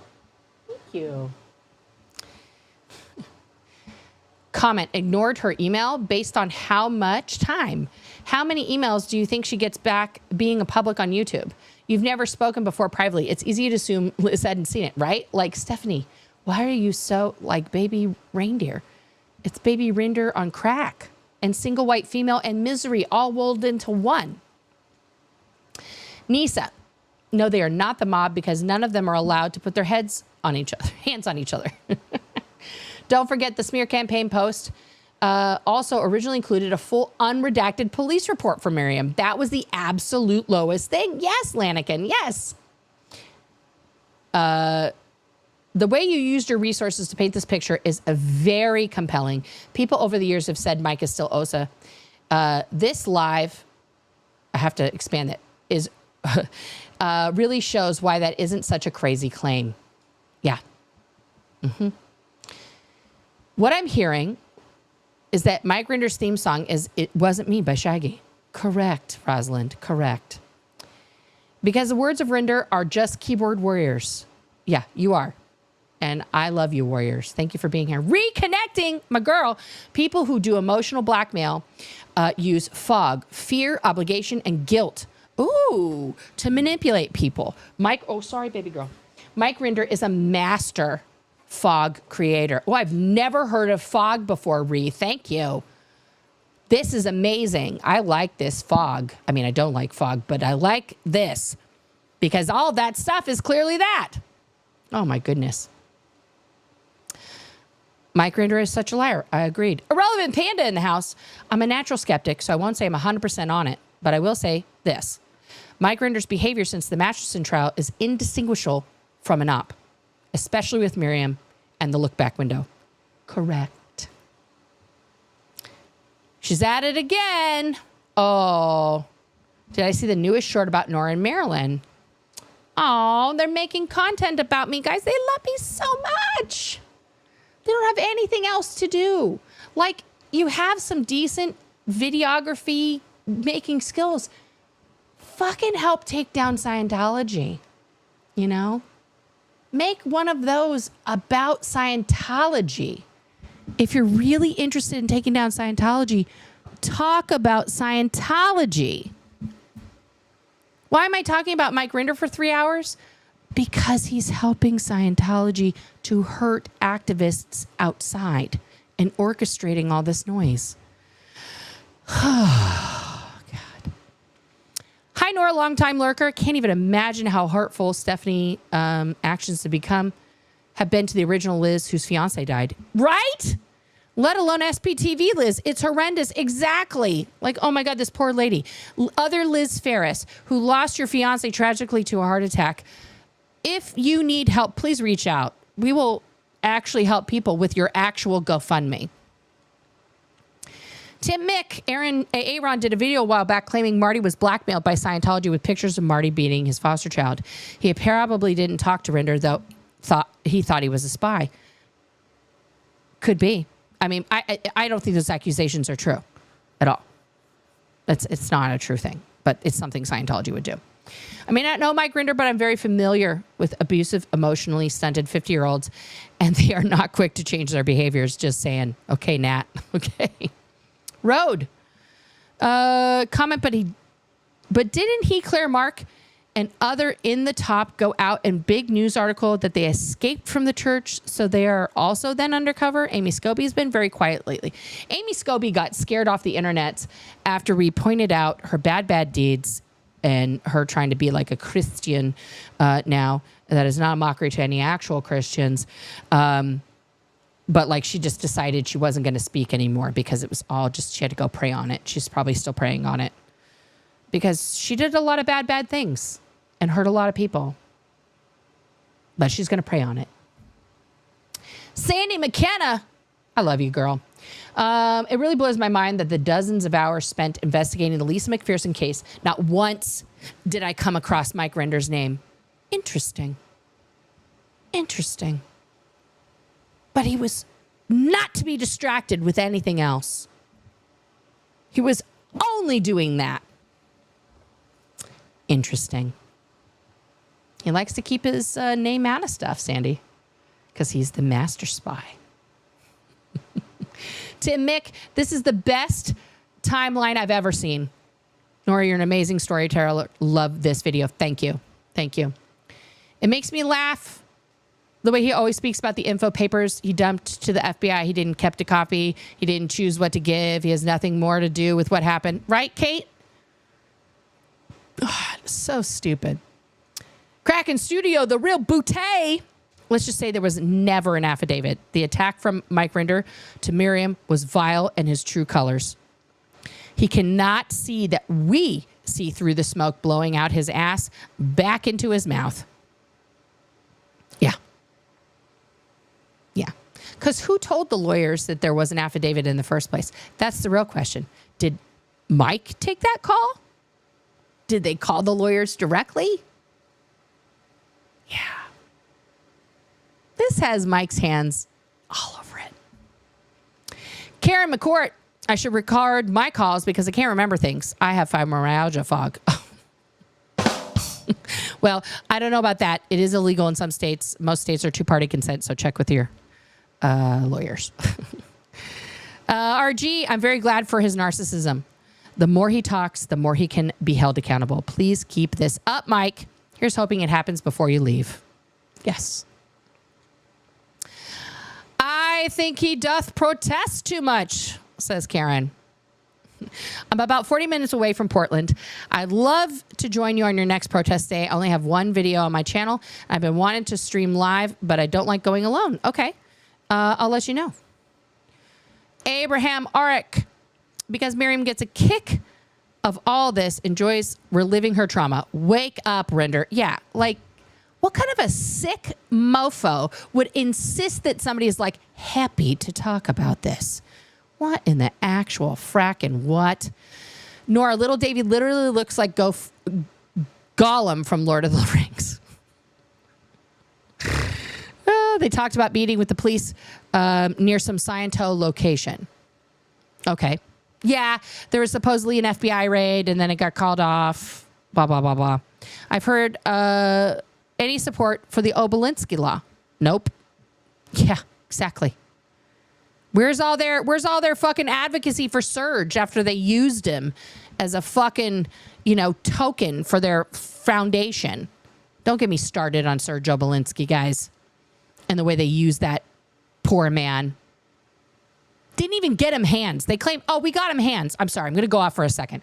Those are the Medicare hands. Medicare gave those to him. You didn't buy him hands. You didn't go to a manufacturer of actual robotic hands and be like, we're going to buy our friend these hands because he deserves hands and not hooks from the 1950s. Shut the God. Ugh. Don't get me started on the Mark and Claire fucking vanity project that is called the Serge Obolinski story video that they made. It's disgusting. Okay. I'm done being enraged about that. If I had the money for Serge's hands, I'd buy it for him myself. I don't. I have 4 kids to feed and dogs that are staring at me right now because I haven't pet them in hours. Okay. Does Mike try to protect Scientology as an institution and not as a company? He seems to be enjoy being out only while Dave is in charge. He is a company man because, as we know, Scientology is a corporate entity that has tax-exempt status. So he's absolutely a company man. And Battles, it still gets my goat that I was so duped by all those people on the Aftermath and believed every word they said. Once I started listening to other channels like Protesters and Second Gens, yeah. I mean, here's the deal. The contributors, the people who were on the Aftermath show, absolutely poured their heart out and told their story. Okay? That no lies told there. No lies told. But yeah, the people on the foundation have been very carefully covering their ass for decades. They also talked about themselves a lot. I had to turn it off. Can't watch them anymore. Yeah, that's apparently what happened. It's Mom. It's Mom, Toby. Help him out. My wife is home and the dog is going crazy. Yeah, that's basically all the show was about, was them. Yeah. Much cooler. Nora, you rock. Thank you. You rock. Rinder himself said many times how he still did tons of dirty work for the cult from the hole. Dumbasses. Yeah. The award that he got money at Penguin went to Mike Rinder's head. Yeah. He got a grant. He wrote the book. He was ahead of us in and thinks he can be the head now out. Yeah. No, he's not in charge. He's not in charge. You didn't get the dog nudicles. I don't know what that is. Dog nudicles. Mike is like a mosquito. You swat at it, but it keeps coming back. Correct, Cricket. I'd say Chris Shelton was also a Scientology side, but he's too stupid. And he's a nobody. Flea Factory, can we just take a moment to honor whoever came up with Baby Rinder? I don't remember. It was a comment. I have usurped it. I have taken it. But then again, I bow to you. Thank you. Thank you. Mike is so egotistical.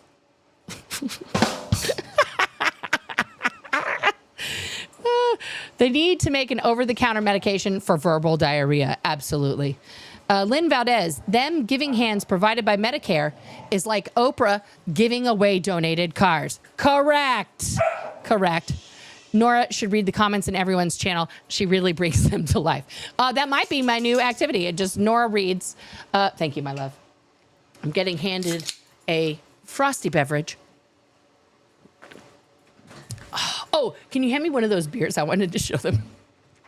I got this beer and it cracked me up. And my wife noticed it first, that it's a Scientology thing. This is not sponsored by Deschutes. It's a local beer company here in Oregon. If you're not 21 and over, please avert your eyes from the screen. Okay, so this is their Lemonade Anytime Shandy, okay? Now, it is listed. Guys, don't need to show off for Mom. You've been quiet and great the whole time. Sip, savor, and seize the moment with bright lemonade flavor blended into crisp, sessionable beer. And classic and refreshing shandy, good anytime. So a sessionable beer, I had to look that up. What is a sessionable beer? Because I was like, wait a minute. I had to word clear that because then I was like, can I drink one of these and have an auditing session? Technically, yes, because that's what it means. In a session of drinking beer, consuming one of these will not put you over the legal limit unless your weight, could do that, because it's only like 0.2 to 0.5% alcohol, 0.5. So yeah. Oh, okay. Yeah, I don't have those fake. No, I didn't get those for my dog. I don't want to see doggy testicles while I'm walking him. I'm the gay, guys. I don't want to see testicles. And we'll be not be making that. Let me go here. Ken's channel threw a super chat in there a while back. I think it chapped Mark and Mike that Aaron was the star of the Three Amigos, and his channel kept growing, and the great Mike Render gained 50 people and a tuna sandwich. Yeah. Karen McCord, I love your tangents. Well, thank you. And thank you for your super chat. Guys, we have literally been here. I think this is the longest live I've ever done. I did not mean for it to be over 3 hours long. I wanted to lay this out because it needs to be said. It needs to be shown. It needs to be known that this is, what's going on. And even the minor minions can't get it right. Because even now, Sunny's still trying to change it. Sunny's still trying to change it in real time. Sunny, thank you for watching. I hope you're one of the downvotes. I really do. Because engagement, Sunny. Here we go. Edit. See comments below. I had my dates wrong in the original post, but still, the math doesn't add up for Render to have been running an OSA op on Leah. Sunny, it does. I just did a whole presentation about that. Now my wife has brought home dinner, and so I am. I'm going to go eat some dinner. I just wanted to see, is anybody covering this live for me? It doesn't look like it. Sometimes I can't see the things. I have to, go to another thing. I don't want to bother. You guys can tell me, all right, on the flippity dippity. I am so happy you were all here with me. I thank you all so much for tuning in, okay? I love you all. This has been amazing. And I will catch you all, even the haters, on the flippity dippity.